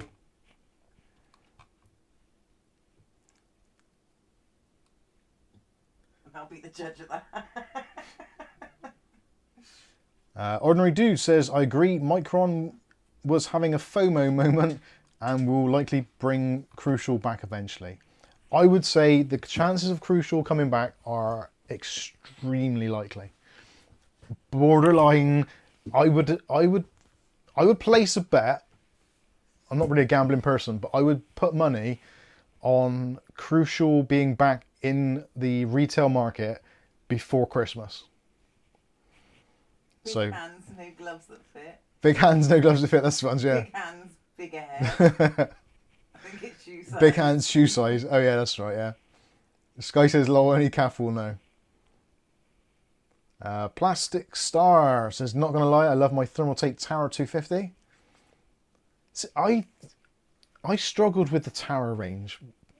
I like the concept and I like the designs, but I really can't get my head around the rear I/O because I've got big hands. I can't get around to it. Yeah, yeah. The rear I/O was frustrating. It's a shame that there wasn't another way that could have been done, because they are really nice cases and they look great. It does look really small. I think it's the angle of the camera. Oh yeah, it's probably closer and it's like the perspective. If I do it there, it doesn't look. it's right on the edge of the camera because the lens. Yeah, there we go. Look. It just looks like. Okay, look, my fingers are bigger than my head. That's perspective. Oh, they are as big as my head. Shit. Oh, they're not. Hey, perspective, see? Massive hands, small hand. Big mouse. Oh, I won't be able to. Little mouse. Can you get a different mouse now? Because I won't be able to unsee that.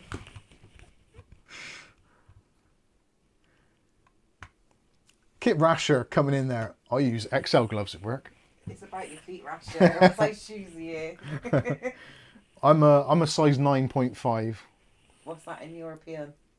10.5, I think. No, it'd be like 4 is a size 7. Oh, I don't know. So, I don't know if men's are like 42, that'd be, wouldn't it? Backwards Law, getting ready to upgrade the case here. Going with the Be Quiet Dark Base 901. Will be able to fit my big bear claws into the build. Nice. Safi says, looks at installed Crucial SSD with disdain. I know the feeling. I've got Crucial RAM up there, both in black and white. And I look at it and I think,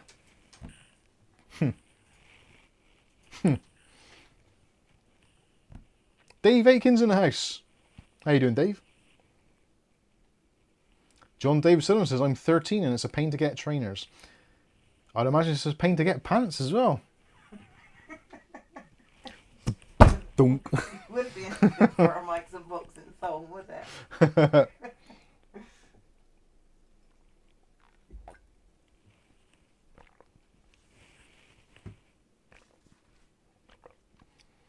Alpha Indigo says, still got my Lian Li A70, all aluminium.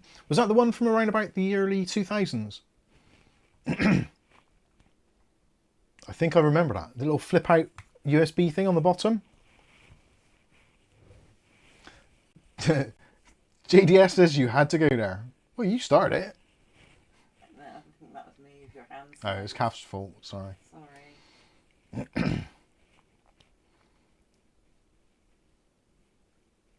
David Underhill says, I look at my 4x 32 gigabit DDR5 RAM and think, suckers with your 32 gig systems. Thanks for that.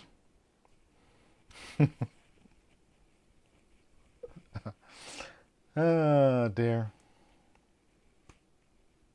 What is that noise? Oh, that's you, isn't it? That bloody ball. Thought I could hear something.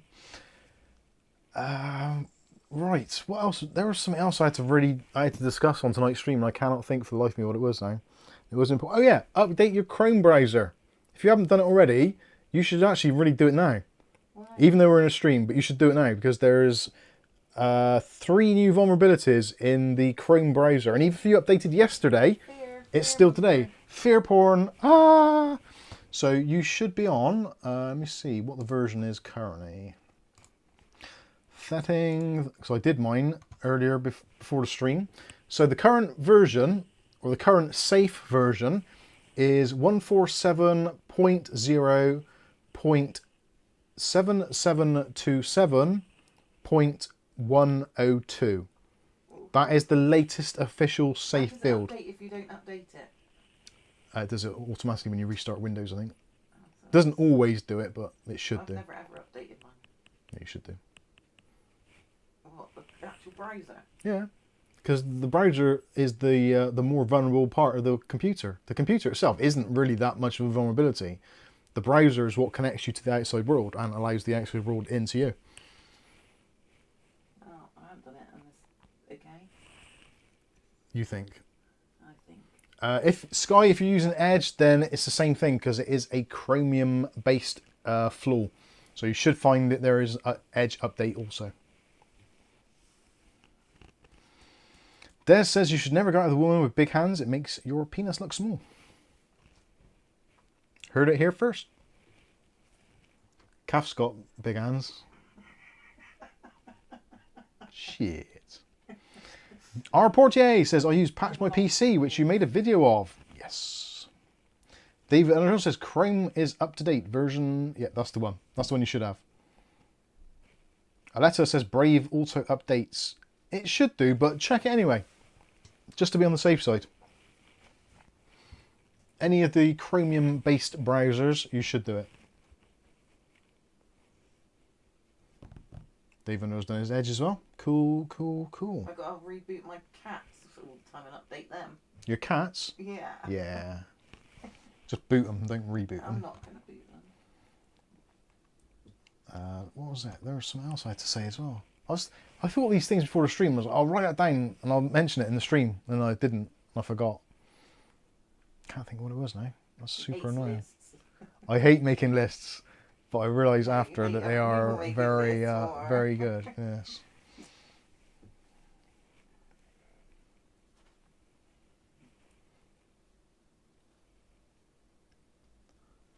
Alessa says, I checked it and it's golded.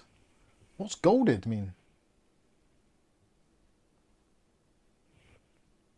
I'm confused.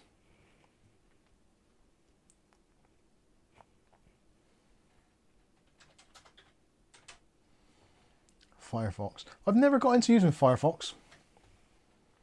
I don't mind Safari.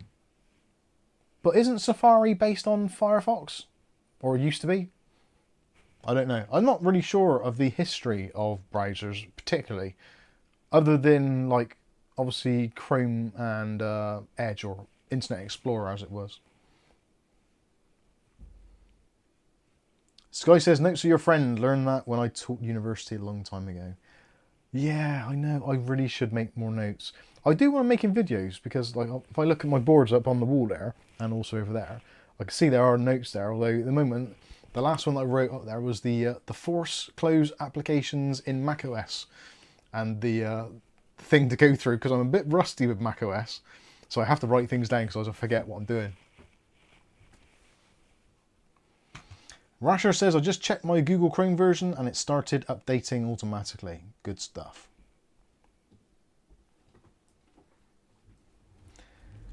Damn Gunhar says, hi, my 9700X is very slow opening other tasks when I'm downloading on my 1 gigabit network. Why is this? It depends what it is you're downloading. So if you are downloading, say, Steam, and you're downloading a game, there's a very strong chance that the gigabit speed on your download is going to saturate your ability to download files and extract them to your drive at the same time. Most SSDs will top out about 500 megabytes per second. Due to the kind of decompression, etc. It's quite a heavy task. It's basically like unzipping a file.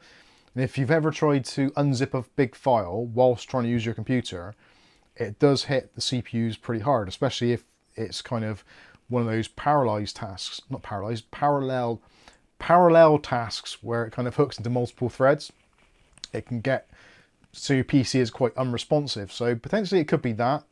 You didn't really say what you're downloading or what the other tasks are, but more than likely that is what it is. Yeah, downloads and file extraction or compression is quite a heavy task on the system.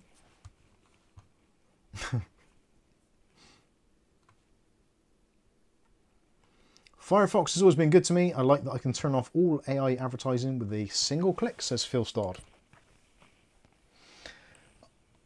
I don't know if I'm coming around to AI or not. I still, there's a very weird thing at the moment.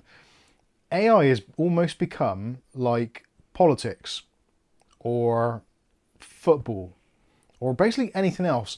Everything in the world always seems to be really polarized. Now I know why it is because polarization is what gets basically bums on seats or watch time, clicks, etc., etc. And divide and conquer. You have to go one extreme or the other. If you're someone who goes like down the middle, very kind of liberal, very open-minded to but all possibilities, that's never going to be popular. It's never going to be popular, and it's never going to be one of those kind of things which people gravitate to, because people want to be one side or the other. Especially when you're like, if you go to a YouTube video and it says, oh, do this and your system might be a little bit quicker. Whereas if you see a video that says, do this now, your system will be so much better, or make sure you do this now. It's that kind of, you have to have that kind of, that urgency to want to watch something or do something. Oh no. What's that? I wouldn't watch that. Rasher, thank you so much. Rasher is coming with €20. Thank you very much. It says Google Chrome is now up to date. Thank you, Super Mike. Super Mike has saved me from the evil hackers. Super Mike. Yeah. F you, hackers. Don't like being told what to do. And thank you, Rasher.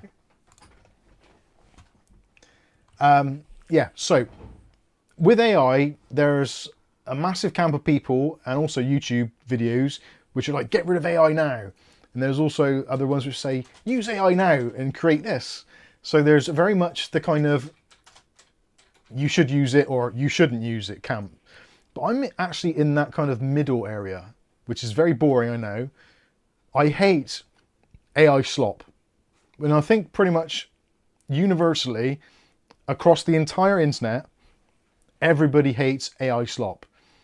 Like the really pissant videos where you see something which is obviously not real being done, or like someone's walking and they've like got an extra leg, or their hands disappear, or it just doesn't look like the person it's supposed to be, that kind of stuff. Or doing something which is like completely illogical or like supernatural or whatever. That kind of stuff, it annoys me. Especially when it's like YouTube videos, reels, all that kind of stuff. I hate it. It just annoys the crap out of I me. find some of the cat ones cute. Yeah, like some of them, I guess, I know, but for me, it's a hard pass on that AI generated slop. I don't like it at all. But having said that, using AI in some instances to help me answer a question, or to help me create a thumbnail, or to analyze my video's performance, to make suggestions on what I'm potentially doing wrong, or just to, I don't know, have some fun with, make some code or make a program or whatever. I quite like it, and I think it actually is quite useful, especially how we live at the moment in a rather kind of isolated society in general. Like, yeah, we're talking to each other now, you're talking to me in the chat, I'm talking to you from the camera, but realistically, most of us probably have got a very small group of friends, if any at all, because that's just the way the world is. People get on with their own lives, they got their own things to do, people grow apart, it's a thing. Most people don't have like any real friends at all. It's just people that they've met, acquaintances and stuff. Very few people like still hang out with their childhood buddies, etc. It's quite a rare thing. So if you don't have many friends or don't have any friends, don't feel bad about it. It's just the way things are. It's the world these days. But where I'm getting to with that is, that's where AI comes into its own. Because like for me, if I wanted to learn something about how to use my camera, or how to do something with my computer, or whatever it is, like, yeah, you can get people that you can get on the phone or whatever, and you can have someone come around or try and explain to you to do stuff. But sometimes you don't want to ask like stupid questions, do you? Or what you think might be a stupid question. So like, rather than have someone like, if it was a friend helping you to create code, for example, in my instance, like I take a while to get things like in my brain. Once it's there, it's great. But it takes me a little while to get these kind of things, many- the logic. How many mess ups did it do? Oh yeah, it's sometimes it's absolutely bollocks. So Yeah. it's not perfect by any means, and there are some AIs like the Google AI. I thought initially was great, but now I've used others, I realise how bad it actually is for coding. For other things, it's okay, like answering questions and analytics and what have you. Yeah, it's good. It's good at number crunching, but when it comes to code, it's really poor. Copilot, I would say, is better by it should quite a be. margin. It should be an ideal thing to be able to ask it to do a crochet pattern for you. But it's meant to be absolutely crap. So yeah, And you would crochet something that doesn't even look like what you're asking it for. I'll have to try that and test it. Who does it best? But Copilot, I thought, did significantly better, especially the Copilot GitHub, which is limited usage, but it's actually pretty decent and done a much better job than Google AI did in Gemma or whatever it's called, Gemini. So that was great. I used Codex. Codex is really good at code, but very, very minimal usage without paying for it, which I'm not keen on doing. And there's been other AIs that I've used, like I used the Google one on my phone, like how do I spell or whatever. So stuff like that's really good. But what I'm trying to say is, if you had a friend round to try and teach you stuff, if you don't pick up things straight away, you don't always want to be asking your friend over and over the same thing. Because it's like, it gets awkward, doesn't it? And like, you can tell it's getting awkward. Whereas with AI, it's like, it doesn't matter, it's just AI. They don't have a personality. It's just a computer in a cloud somewhere doing what you're asking it to. So you don't even have to be friendly with it or polite. You can just like, just give me the fucking code, asshole, and it'll do it. Whereas you say out to your friend, you're likely to get a punch or not be your friend anymore. So yeah, I can see where there is benefits in AI. But again, it's very much in the middle. I hate the AI slop. I hate the fact that AI has been thrown into Windows 11, although it does appear that they are starting to come around and they won't be just chucking AI into various places in Windows 11 going forward. They're removing it from Word, Excel, PowerPoint, etc., or at least the option to turn it off. So that, I think, is a good thing. There's Mark Gaines again. He can't stop. He did it. He did the right amount of noughts this time. Thank you very much, Mark, for your £10. He says, I have 14 16 gig sticks of Corsair Vengeance LPX 3200 RAM. How much does it go for, Mike? 16 gig sticks of Corsair Vengeance at the moment, I think you should be able to ask about £35–40 per stick quite comfortably. So 16 gigs, 40 quid. Actually, no, Mike, I'm going to have a look. I will have a look. Hang on a sec. Let's have a look, see. 16 gig DDR4 3200 LPX. Is it LPX? Yes.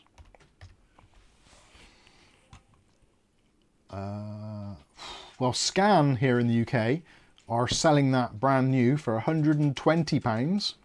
Be Jesus. On eBay, there's £52 for 16 gigs over 2 sticks. CEX are doing for about £60 as well. Another one on eBay, 16 gigs individual sticks, like 2 8 gigs, £55. So yeah, I would say probably, yeah, somewhere between 50 and 60, £70, depending on how quickly you want to get rid of it, really. But yeah, you're sat on a nice little bundle there.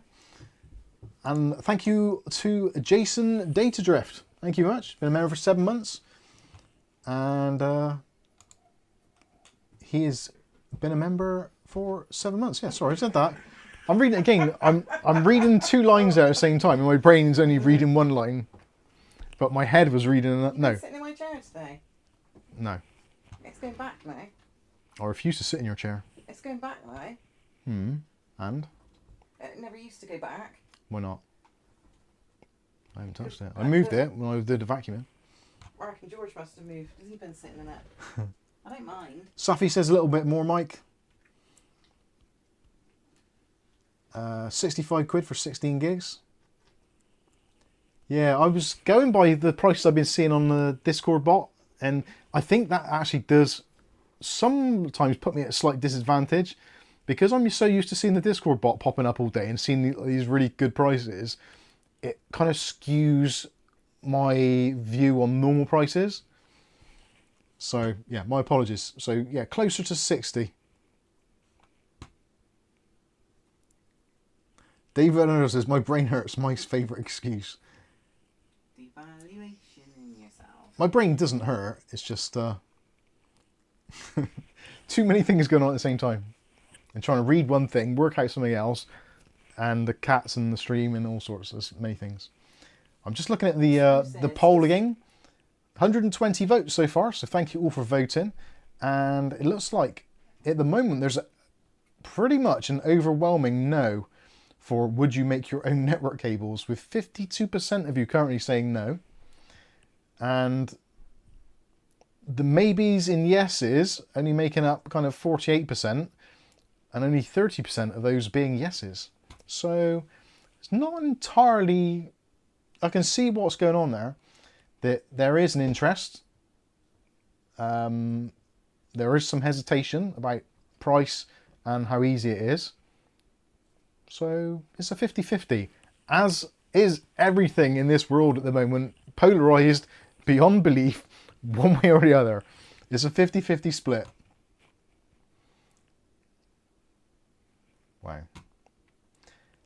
President Tio, how to keep the room cool in summer with a PC in there? That's a very good question. It depends where you are and where you live. Like if you're in a relatively coolish climate, just open a window.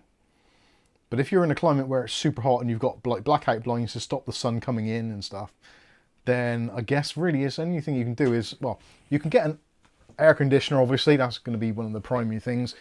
A fan isn't probably going to do a great deal. It's just going to circulate the heat.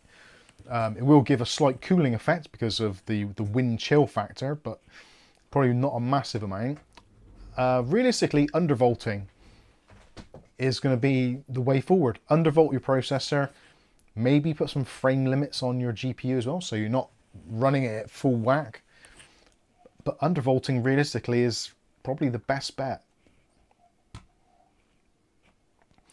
Or yeah, like Alessa says, vent the heat out a window. Rasher's also been a member now for 55 months.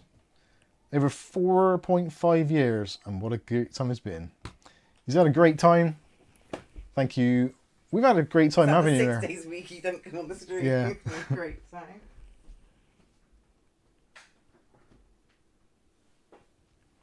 Lead Farmer says, make an outside window PC rest, like for cats. That's good.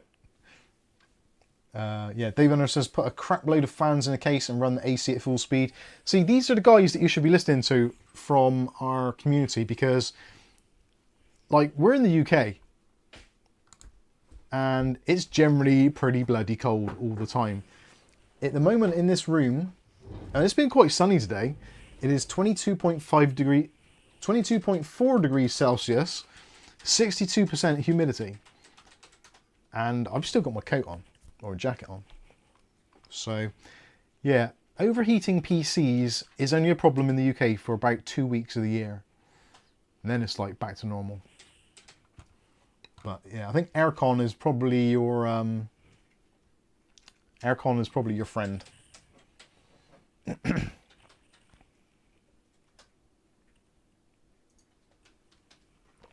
Viali says there's a new Giza BIOS for the X870 on Asus.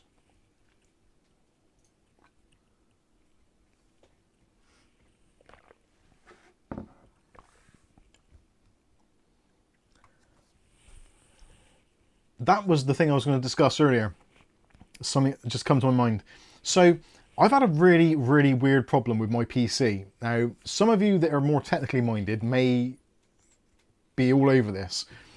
And it took me quite a while. So Let me explain what the problem is.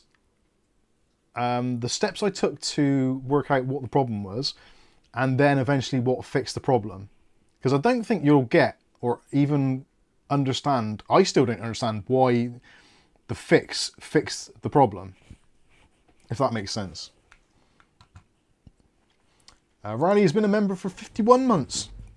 And this is time. I wish I had more of it, or clone myself. I would love to clone myself. I'm nearly a clone of you. Kath's almost a clone. With hair. With hair. Bigger boobs. Smaller ass. Smaller ass. Unfortunately.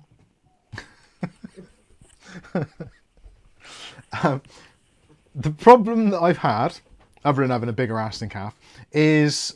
right, my video editing PC. There is a capture card, a USB capture card, which is made by... I can't even think of the company now. Who's it made by? I've got another box there. If I can see it. Avermedia. So it's an Avermedia USB capture card. It's 4K 120 whatever, so it's a high refresh, fast one. Basically it needs a USB 3.2 connection. So it's connected on USB Type-C. Okay. It needs a minimum of a 10 gigabit per second connection, USB Type-C. So you can't plug it into a blue colored port on the back of your computer because that is 5 gigabits per second. So it has to be on a dedicated USB Type-C header, no adapters or anything. And I'm using the original cable that came with it from the factory. So on the front of the actual capture card or the USB box, there is a LED. And you can program the LED to be basically RGB colors like your rest of your setup, but it's also diagnostic as well. So red is for errors, blue is for connecting, flashing amber means that it's connected to a slower port. So basically it doesn't work because it doesn't have bandwidth. So this is on my Intel Z890 Tough Gaming Wi-Fi motherboard, which has a 10 gigabit per second USB Type-C and also has a 20 gigabit per second USB Type-C. The top one is also DisplayPort optional. It's basically like a Thunderbolt port. I think it's Thunderbolt 4. So yeah, 20 gigabit per second. Can you keep putting an eye on the chat as we're going? I will do. I'll try to. Because they're sort of giving you clues and stuff. Okay. So if I turned on the PC, this is where the weird bit comes. So you've got a general idea of what I got. So it's always connected to the PC. There's always an HDMI cable in there. So I turn the PC on for the first time in the day. It boots up, go in. I look over to the capture device and it's flashing yellow. So it means it's on the wrong speed port. So I unplug it. I plug it into the faster port, the 20 gigabit per second one. It works straight away. So I'm thinking, okay, maybe it needs a faster port, whatever. I'll put it on that port. It carries on working for the rest of the day. I turn off the computer, I come down to start work, turn the PC on, it's flashing yellow on the faster port. So now it's flashing yellow on the 10 gigabit port and also the 20 gigabit port. So at this point I'm thinking, well, it might be the cable. So I tried another cable, the other cable was fine. The cable I tested, it appears to be absolutely fine. I've got a USB cable tester, so yeah, it tested fine.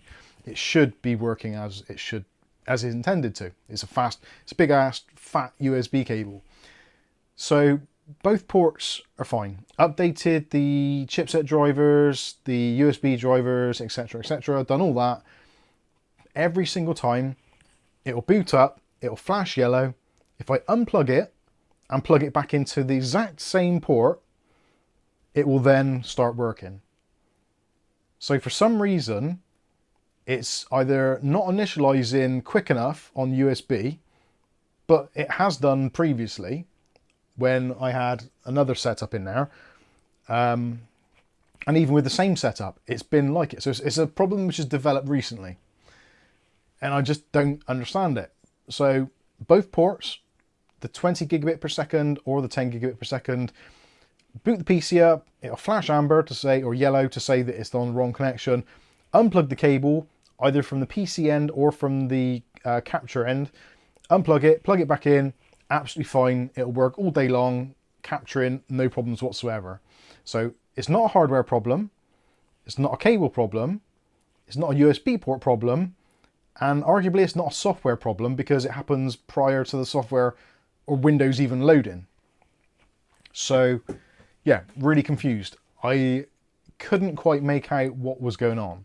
So I'm going to have a look in the chat now to see if anyone else has experienced this or knows the fix for it before I tell you how I fixed it. So let's have a look.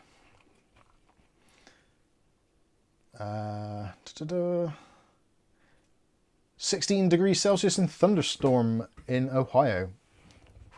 Ooh, that's not bad, 14C.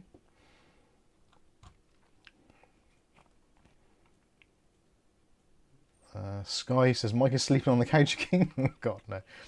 No, not a Gatto. John. Lead Farmer tried a new cable or spare PC. Is it PC or card specific issue? Yeah, I tried a new cable. I tried it on a...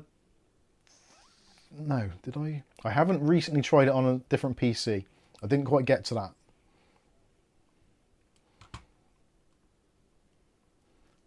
I did check for firmware updates for the actual device itself as well.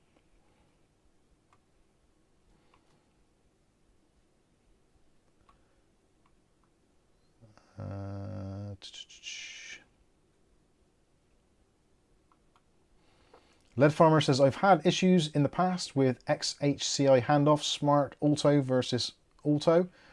I don't think on my board I've ever got an option for on or off for the XHCI handoff.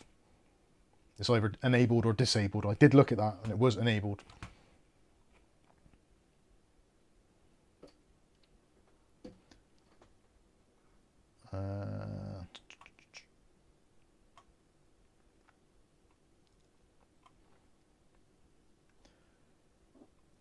Lead Farmer saying, Mike, it's probably BIOS related likely. Turn off ERP or try a different PC. I haven't tried ERP. That is something which I will look at. But I don't think that is the answer, but it could well be.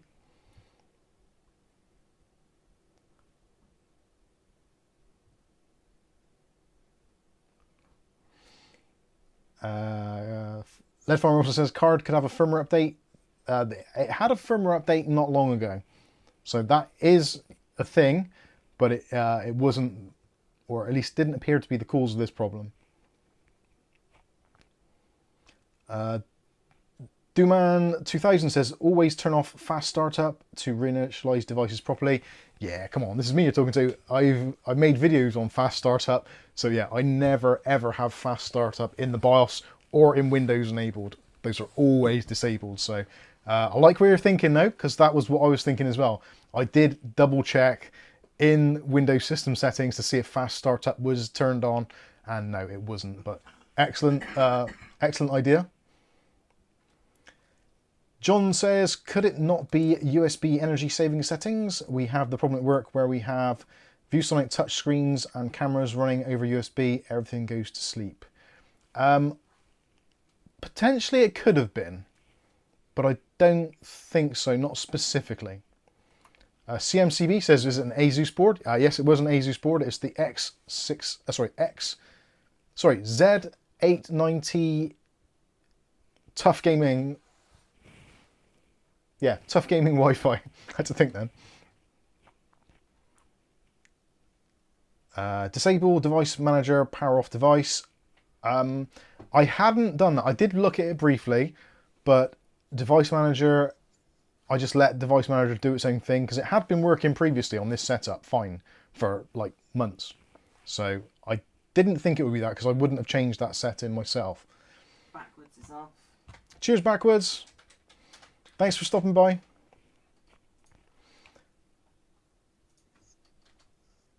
David Norris says, could be a ID10T problem. It could be. You never know. There's a lot of those going around. Is it problems negotiating power? Again, possibly it could be, but it has been working previously on this setup fine.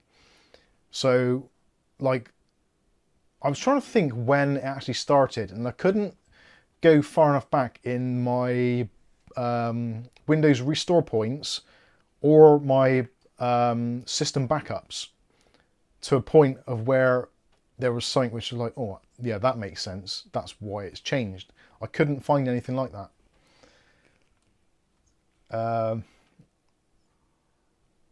So yeah, not power saving mode, I don't think, but a couple of you have said that, so that's good.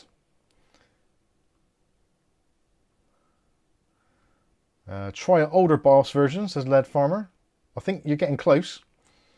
Was it a power profile, USB settings, selective suspend setting on PCI Express or PowerLink state management?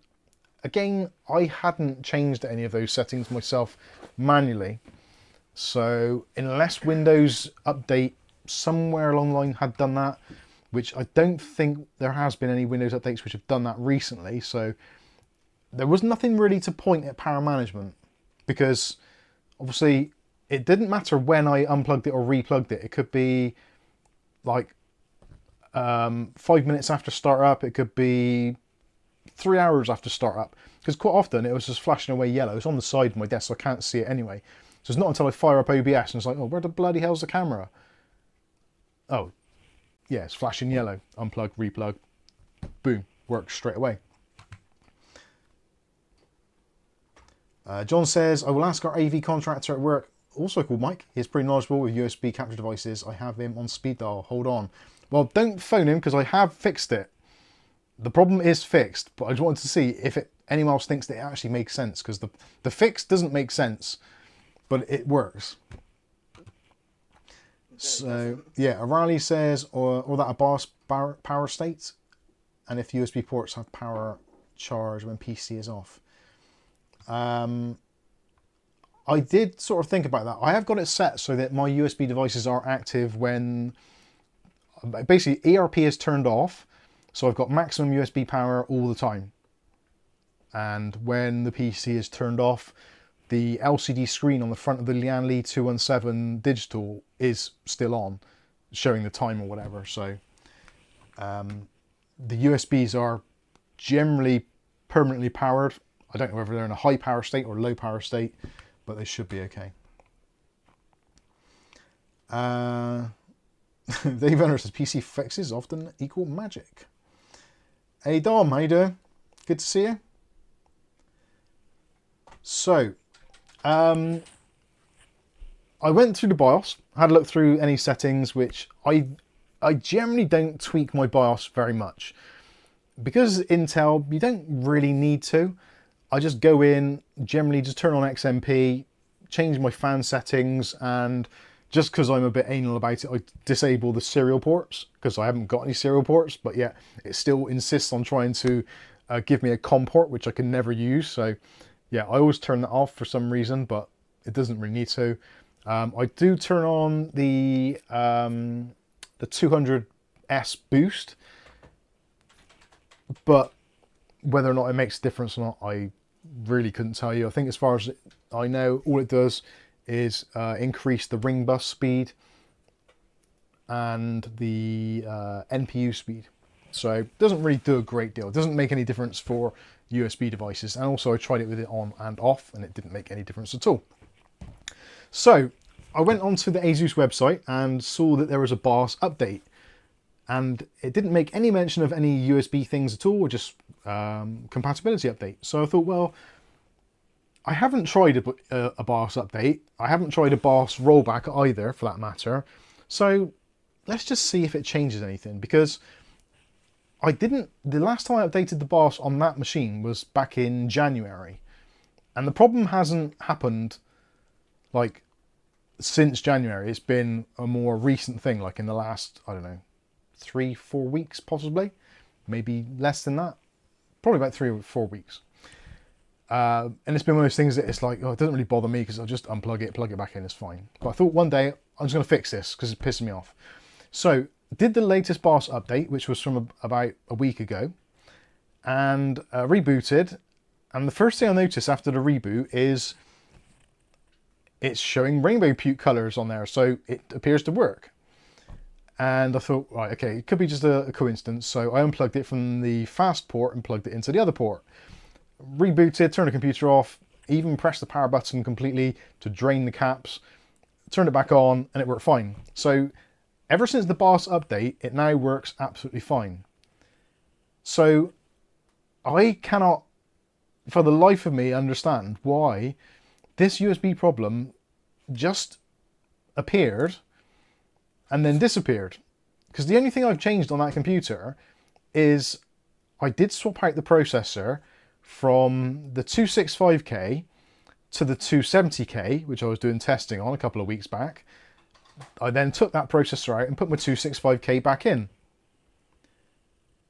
So, was there something changed by the system going from a 270K to a 265K, which borked my USB ports in some way, shape or form, or changed something in the BIOS? I have no idea how it could have even done that, because I don't think that's even a thing. And as far as I know, in terms of the actual kind of USB chiplet on the 265K and the 270K, I'm pretty sure they're identical. I'm sure they use the same chiplet. The 270K is just a 265K kind of on steroids, as far as I know. They've never said anywhere in any of the documentation that the USB chiplet is any different, or the controller is any different. So for all intents and purposes, it's the same processor. But yeah, it's a very weird thing that a BIOS update fixed a USB issue, which I don't understand how it did it, but it did somehow. No idea why or how, but I don't know. David Underhill says, the chipset drivers sometimes get jumbled when changing CPUs, so an update may have reinstated them correctly. I guess so.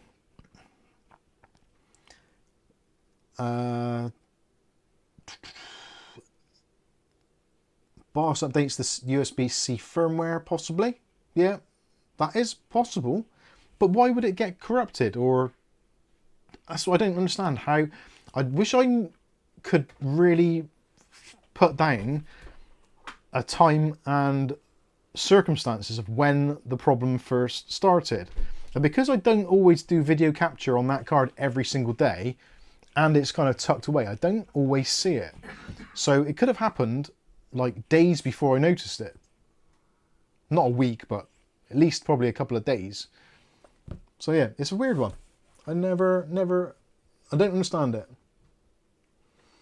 I see a few people there saying Intel problems and ASUS problems. It could be, I don't know. For me, ASUS have always been pretty decent. Like, I don't really get any problems, and that isn't really like a major issue. And if that's the worst problem I have with ASUS this year or even the next few years, it'll be like, well, it was nothing major, literally like unplug, replug, we're good. So yeah, it's a strange one. I don't quite understand it. Bizarre things happen. Dave Under says AMD and MSI my go-to combo. The PC behind me is AMD and MSI. Very much MSI. MSI motherboard, MSI keyboard, MSI mouse, MSI headset, which isn't plugged in at the moment, but yeah, it's basically AMD, thermal take, and MSI in that PC. So yeah, I don't really understand the problem, and I wish there was some way that I could debug the BIOS update, like have a log file to see what was changed and what was updated and what have you. I guess you can do that somehow, but I would never have the tools to be able to do that. But yeah, very strange. But yeah, it does work now. It's all good. I am happy. So yeah. Ordinary Dude says, half the boards in my house are ASUS and are super reliable so far. The thing is, these days, again, like politics and like everything else, motherboard branding and CPU branding is very, very polarizing. And all sorts of people have all sorts of different views. Like me personally, I've always said this, like Asus and MSI are my kind of two top tier go-tos. Then Gigabyte, then Asus, ASRock. Whereas a few years ago, it'd have been probably MSI, ASRock, Asus, Gigabyte. So they do change from time to time, depending on what platforms I'm tempting to use or pricing, whatever. It happens. Like the B450 range for Gigabyte was amazing, but the B550 range wasn't that good at all. It's yeah, it's a very strange market. And again, I will use anything really. My biggest well, not concerns, because I have to somewhat recommend products on this channel. Like obviously we do reviews, so I look at reviews from the normal kind of everyday consumer's point of view.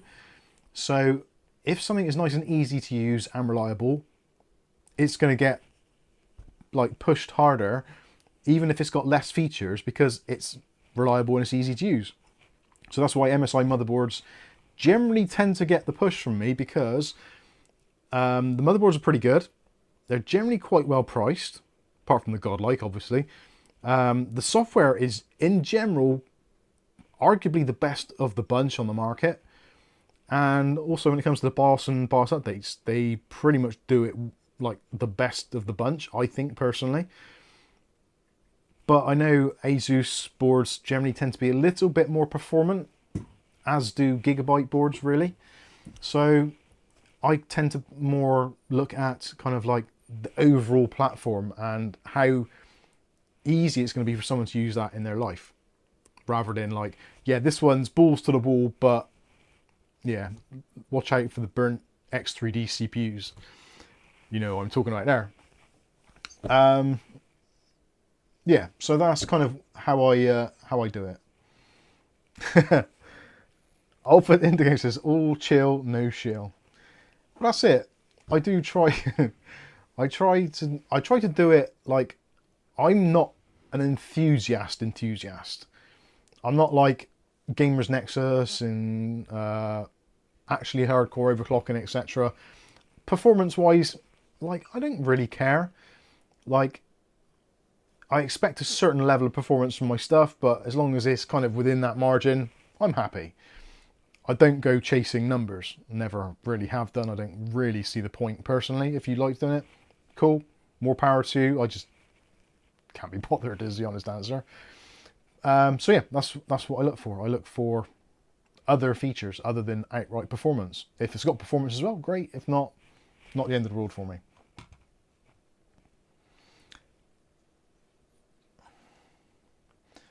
Asus is always pushing voltages, not so good. See, I don't really see that. I know it has been a thing. I don't know if it is more so recently, but I think all motherboard manufacturers tend to do that just because they want to try and get the performance out of their boards. It's a weird thing that, like, the manufacturers like Intel, AMD, etc. for chipsets and processors, they have their kind of limits, but the Asuses, the MSIs, the Gigabytes, the etc., all kind of look at those limits as a guidance rather than being the law. Yeah, it's a strange situation. Sky says, I do have to say Asus tough video cards are built like tanks, like them a lot. Yeah, Asus tough graphics cards, I would argue, are probably some of the best on the market in terms of price, performance, and build quality. They're just really, really good cards. And the thing is as well, if you're looking at it from the sort of outside view of someone who's selling a PC, it's a lot easier to sell an Asus PC or Asus branded parts than it is almost anything else. Obviously pricing dependent, but just people just go for Asus. Like, Asus is the biggest of the lot. They sell more stuff than the other 3 manufacturers put together. They are way, way, way out in front in terms of actual overall sales across the board for everything, like motherboards, probably not so much cases, but like just general volume of sales. People buy Asus. Asus laptops, hit or miss by model. Yeah, I've had 1 or 2 Asus laptops over the years, and I've never liked them. Weirdly.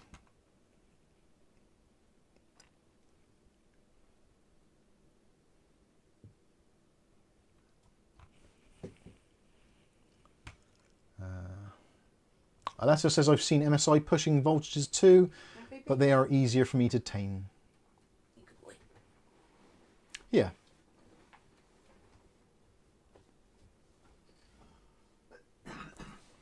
Alpha Indigo says, Asus push way too hard with voltages and fried stuff.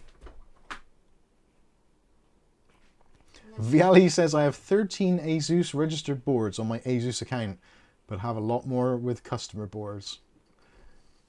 Yeah, I don't know how many Asus boards I've owned over the years, but I don't know if I've had 13 of my own. Dom says, which motherboard would you choose if RGB software would be your priority at MSI? 100%. Don't do that. Saying that, Asus Armory Crate's RGB software isn't bad these days. It's just a shame that the rest of it is all a little bit bloated. And I'm really gutted actually, because Asus have done a really bizarre thing. Like Armory Crate was getting to the point where it was kind of tolerable, because you could remove lots of stuff you didn't want. But one of the things which I really liked about Armory Crate is that it used to be able to get drivers for you. Whereas now they've moved it to the My Driver Update or whatever app it is.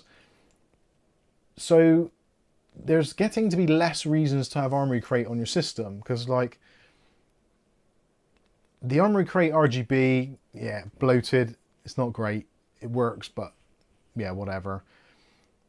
But it seems like taking chunks of it out makes no sense, because it's more likely to get people to leave the ecosystem. I really don't understand the logic behind that at all. And I've seen MSI are starting to do that. MSI's new mouse, the new MSI, what was it? The MSI Versa 308K, which has just come out. They've removed it from MSI Center. So if you want to make any changes to the mouse settings, you've got to go through X Portal, it's called, which is like their new gaming portal. So you can't synchronize it with the rest of your system for RGB or anything. And yeah, it just seems like a bizarre step backwards. Whereas like the whole point of buying MSI stuff was really to be in that MSI Mystic Light ecosystem, or the ecosystem in general, so that you go into one area and it's all there and you can control it. Much like what Asus were trying to do and what Corsair have done for many years, Lian Li, etc, etc, etc. Ah dear.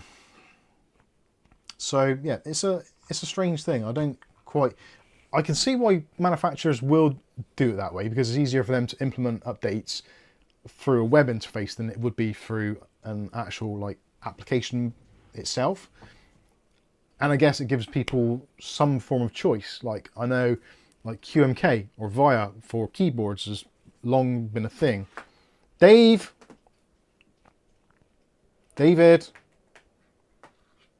stop clawing the expensive chair. Yeah, so again, I just don't understand where manufacturers and stuff are going these days with these things. It's all a bit strange. My Chrome tabs are about to die, I think, because I can hear it ramping up. Jesus! I've never seen the tab get that high. So currently the YouTube streaming tab is at 4.1 gigs. Wow. Let's close that. Oh, and there we go. We got an all snap moment. Let's broken. It's all gone. Not enough memory to open this page. Nope, because you've used it all, you dozy bastard. Right, move back so I can move. Good old YouTube. Right, let's But what refresh are we using that. it for? It's the chat. They cache the chat. So the more chat you have, the more chance it is of it going titsup.com. Before the stream even started, really. Yeah, I don't know. That's weird. It's broken. By the time Dave finishes, it will no longer be an expensive chair. I've got to say, give them their dues. That chair is the pale blue one I got from Boolies about 4 years ago. 4 or 5 years ago. I think it's about, how long, when did you get that chair? Let me find out. 2023. We didn't even live here then. Let me see if I can find it. Content, Boolies. Boolies. I don't like the name Boolies. Reminds me of testicles. Boolies Master Rex. No, how to assemble, how to build your Boolies Master chair. There we go. The blue one. So, August of 2022. So yeah, almost 4 years. Yeah, almost 4 years about that. And I gotta say, it still looks pretty much like it did the day I put it together. There might be a couple of bits more dust on it and stuff, but in terms of the cats like clawing at the fabric, which normally gets absolutely wrecked, that one has seemed to have done remarkably well. Whether we've just been lucky that they haven't actually caught any of the threads, and they've just been doing the actual fabric itself, but it doesn't. Oh, yours is. Oh no, this is. It doesn't look bad, does it? You can't see that they've attacked it at all, can you? Most chairs, if you get like those fake leather ones, they're dead in about a month. With it until I had it. They don't scratch your chair; they do it to me, Yeah. don't they, for my attention all the time. Yeah. Which one cat you can deal with, but when there's 6 of them, it's a bit constant.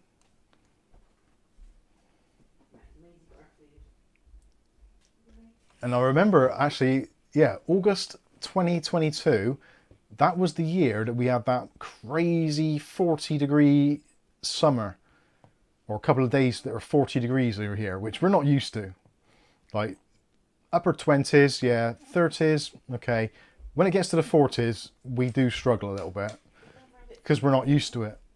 We had it for a couple of days, and I remember at the time thinking to myself, I've just got this new Boolies chair, and I don't really want to sit in it because I'm sweaty as a thing that's very sweaty, and I don't want to get the chair all sweated up because it's new. And I think I did use it anyway, but I just put like some fabric over it or something, or some like, I don't know, sheet, I don't know, not a sheet, but basically like a towel or something. And yeah, it still looks like it's brand new. If I give it a quick vacuum, I could sell that as a new chair easily. I was sweating my Boolies off. I really was. So yeah, it was mad. Jason says my tab is at 1.9 gigs. Rasher says I've just had a snap with 64 gigs of DDR5. I know, it's there's a weird glitch in YouTube for streaming, and I don't understand where it really comes from, but it does seem to be, if you've got the chat window visible or you're active in the chat, it seems to really, because I think the theory is now, if I scroll back up, all of the chat is still available. Yeah, but I can't see why it would take up that much RAM. It must be like a RAM leak or memory leak, which has been going on for years now. Rubbish. Yeah. Anyway, so let's. I think I've finished that train of thought. Let's hand it back over to you if you've got any last minute things you want to say.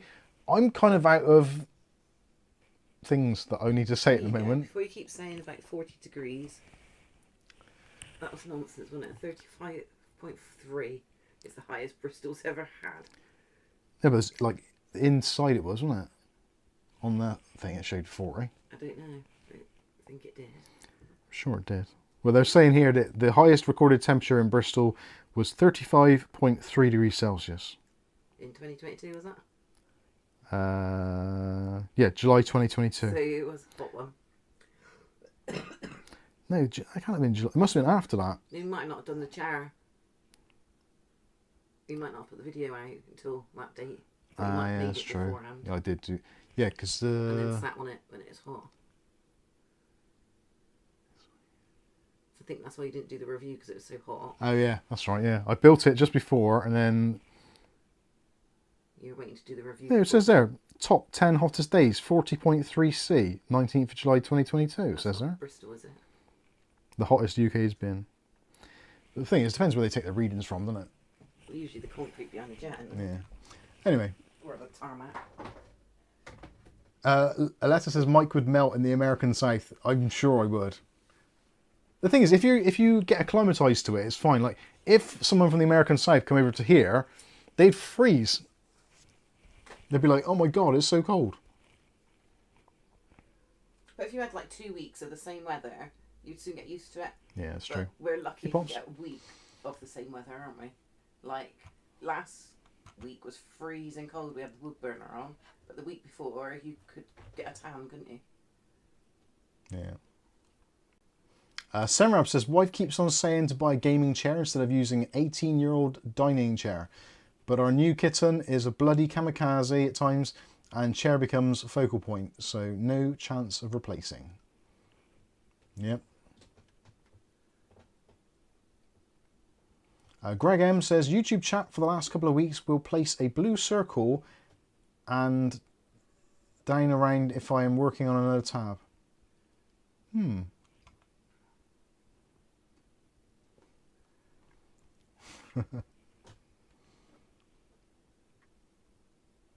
Alpha Indigo says, when will RGB go out of fashion? I don't know if it will.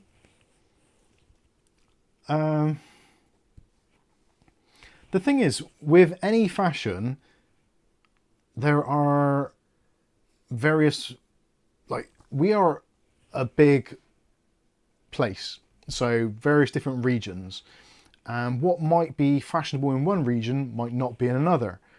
And I think that is going to be very much one of the things which will probably keep RGB alive forever, because there's always going to be some region where enthusiasts are going to want to have lighting, RGB lighting. Now that we've kind of progressed from those beige boxes where they had solid sides, like, where is PC design or case design going to go from here? Like, what is the next paradigm shift?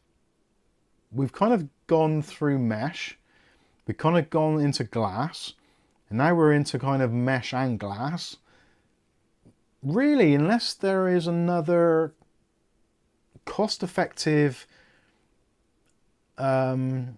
medium to build cases out of that maybe we haven't discovered yet, Plastic. I can't really see it change. Plastic is I okay, suppose they've already got but printed ones. yeah, So sort of plastic's always going to have the issue with heat and warping. So if like graphics cards these days can get up to like 100 degrees quite easily. Some CPUs can as well. When you've got that much heat inside of an enclosure, especially if it's plastic, like some plastics are very heat resistant, but probably not going to be as heat resistant as sheet metal or sheet glass. Like, you have glass in fireplaces, for goodness sake, so those are really hot and the glass still survives, and that's also tempered glass. So yeah, I don't know. The fact that now we've got mesh and we've got glass, which allows you to see inside the computer, to see the guts of it, I think RGB lighting or lighting of some sort is definitely going to stick around for the foreseeable. There will be the options of people that will have PCs without any lighting, and I know some of you out there are very clear on your thoughts towards RGB lighting in its entirety, and have got your own like stealthy builds or just completely whited out builds, etc. And I get it. That's the thing. It's everyone at the moment, with the status quo, you've got RGB and non-RGB coexisting quite happily together.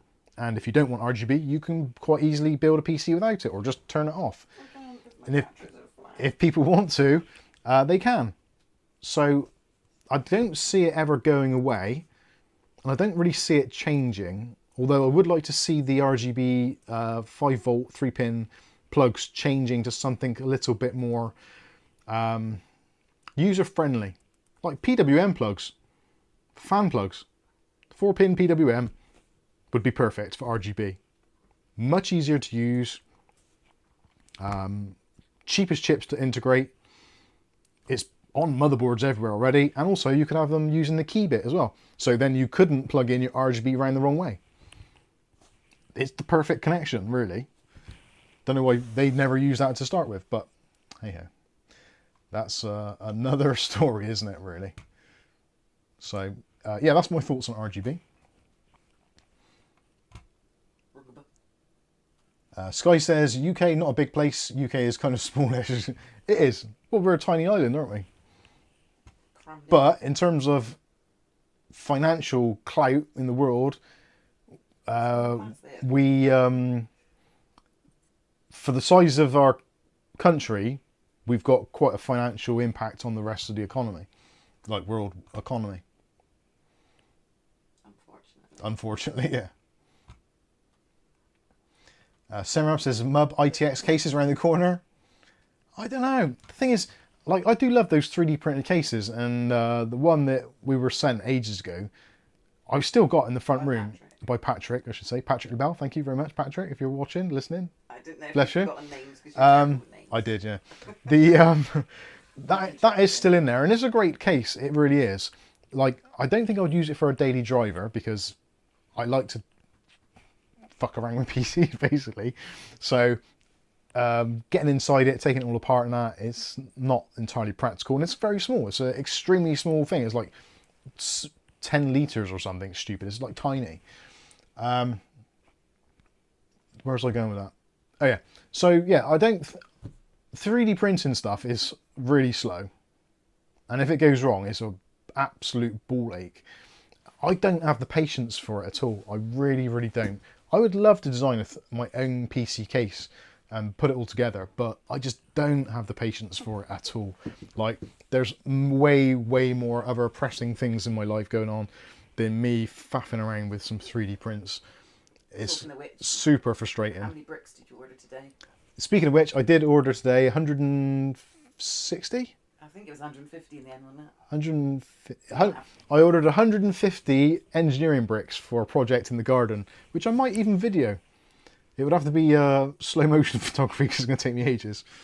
But I did buy some bricks. I bought 150 bricks from Wix here in the UK, which weirdly I worked for years ago. I used to drive a forklift truck at Wix. But any higher amount, it was £35 delivery. If I had more than 150 bricks, the delivery was £35, which in itself isn't terrible, but it's not ideal. It's not as good as the original. If I had 150 bricks, it was £4 delivery. So I was like, yeah, I need 100 well, we measured it up. I think I need 170 bricks. I could probably get away with 160, but if I wanted 160, it was a ridiculous amount of money for delivery. So I settled for 150 bricks. I'm gonna build an ATX case out of bricks. Yeah.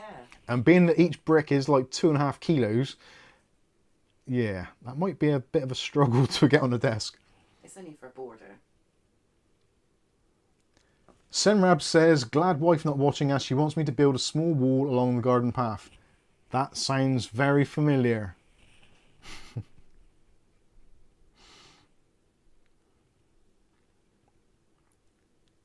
Yeah.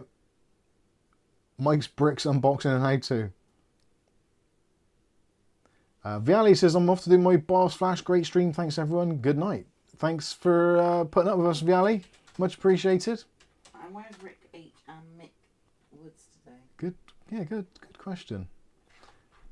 David Underhill says, my Bamboo Lab A1 Mini works overtime. My A1 Mini is basically collecting dust. I'm very tempted to just stick it back up in the loft because I really don't use it at all.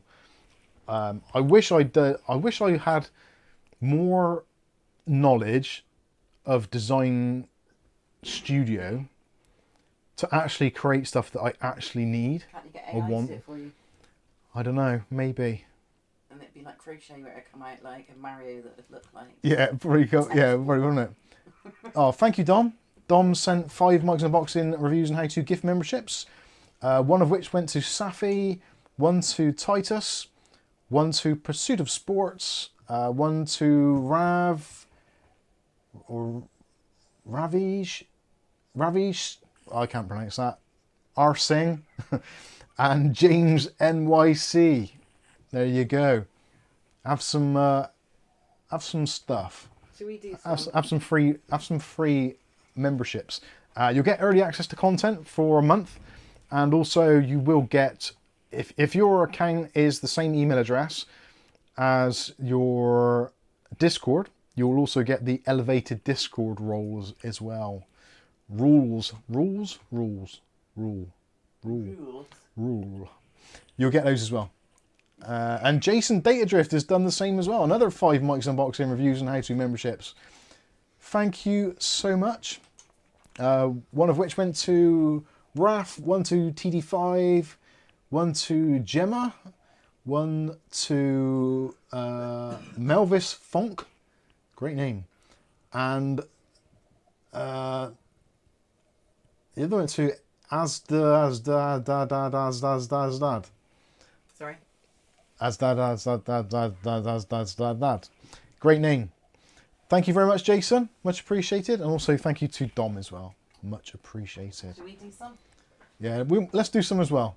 David says, sell it, Mike. The thing is, it's not really worth much, is it? I paid 150 for it, I think.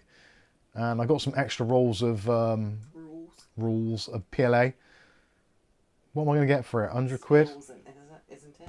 Spools. That's been quite handy for some things, but yeah. There you go. There's another 5 Mike's Unboxing reviews and how-to gift memberships to Kaikek, Reaper, Andre, A. Berlignol, S. Florin. There you go. So you also have a month's free membership, so you get early access to the videos. Now you still get the same amount of videos, but you just get earlier access, which actually some of the videos we've got in the pipeline are pretty bloody good. And what did I do? I can't remember which ones I've done recently, but there's some really good ones in the pipeline. Trust me, there is. There's Mark Gaines again. I think he's fell asleep on his bloody checkbook or something. Mark Gaines has sent 5 Mike's Unboxing reviews and how to gift memberships as well. Bless you, sir. To Grizzly, Billy Bob, Calve, Icasm, and Mr. Chud Chang. Fantastic. There you go. Loads of gift memberships going out tonight. Awesome, awesome stuff. Dutch Jan says, at the moment, no space or time for a 3D printer. Yeah, that's the thing. David Under says, I'm thinking of buying a new 3D printer. My A1 Mini has paid for itself 5 times over. That's the thing. Like, I wish there was something I could make which people might actually buy. But like, even our merch stuff that we've got, people don't really buy. So like, they ain't going to buy any 3D printed shit, are they? Let's be fair. People at the moment don't really seem to have the kind of the thirst for it, I guess. But yeah, I think the GPU mounts, they're quite useful, but again, it's like kind of hard to sell. But you never know. We'll find something. We'll find our Lugal binder.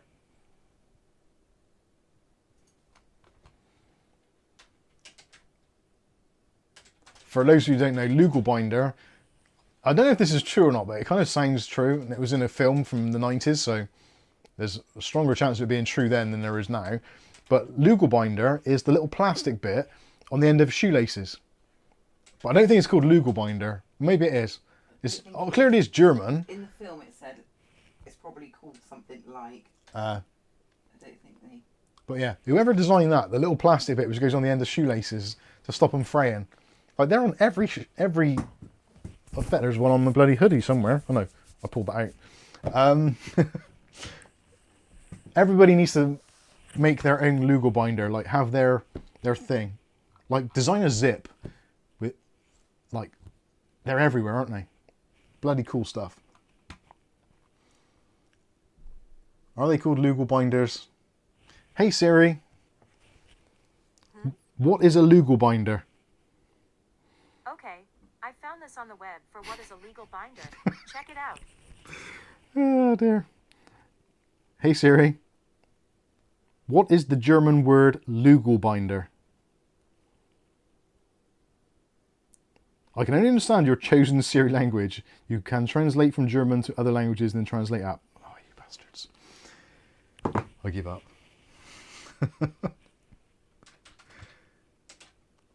David says it's the English name for a shoelace end. I hope so. It's an aglet. Oh, aglet is the English name for a shoelace end. Thank you. Siri, got no idea, mate. Exactly.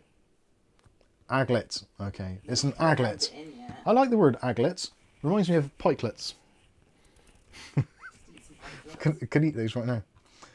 Oh, sorry, the gentleman. You set my Siri off. We could do it better than that. Don't Hey, set mine off. hey Google, subscribe to Mike's Unboxing.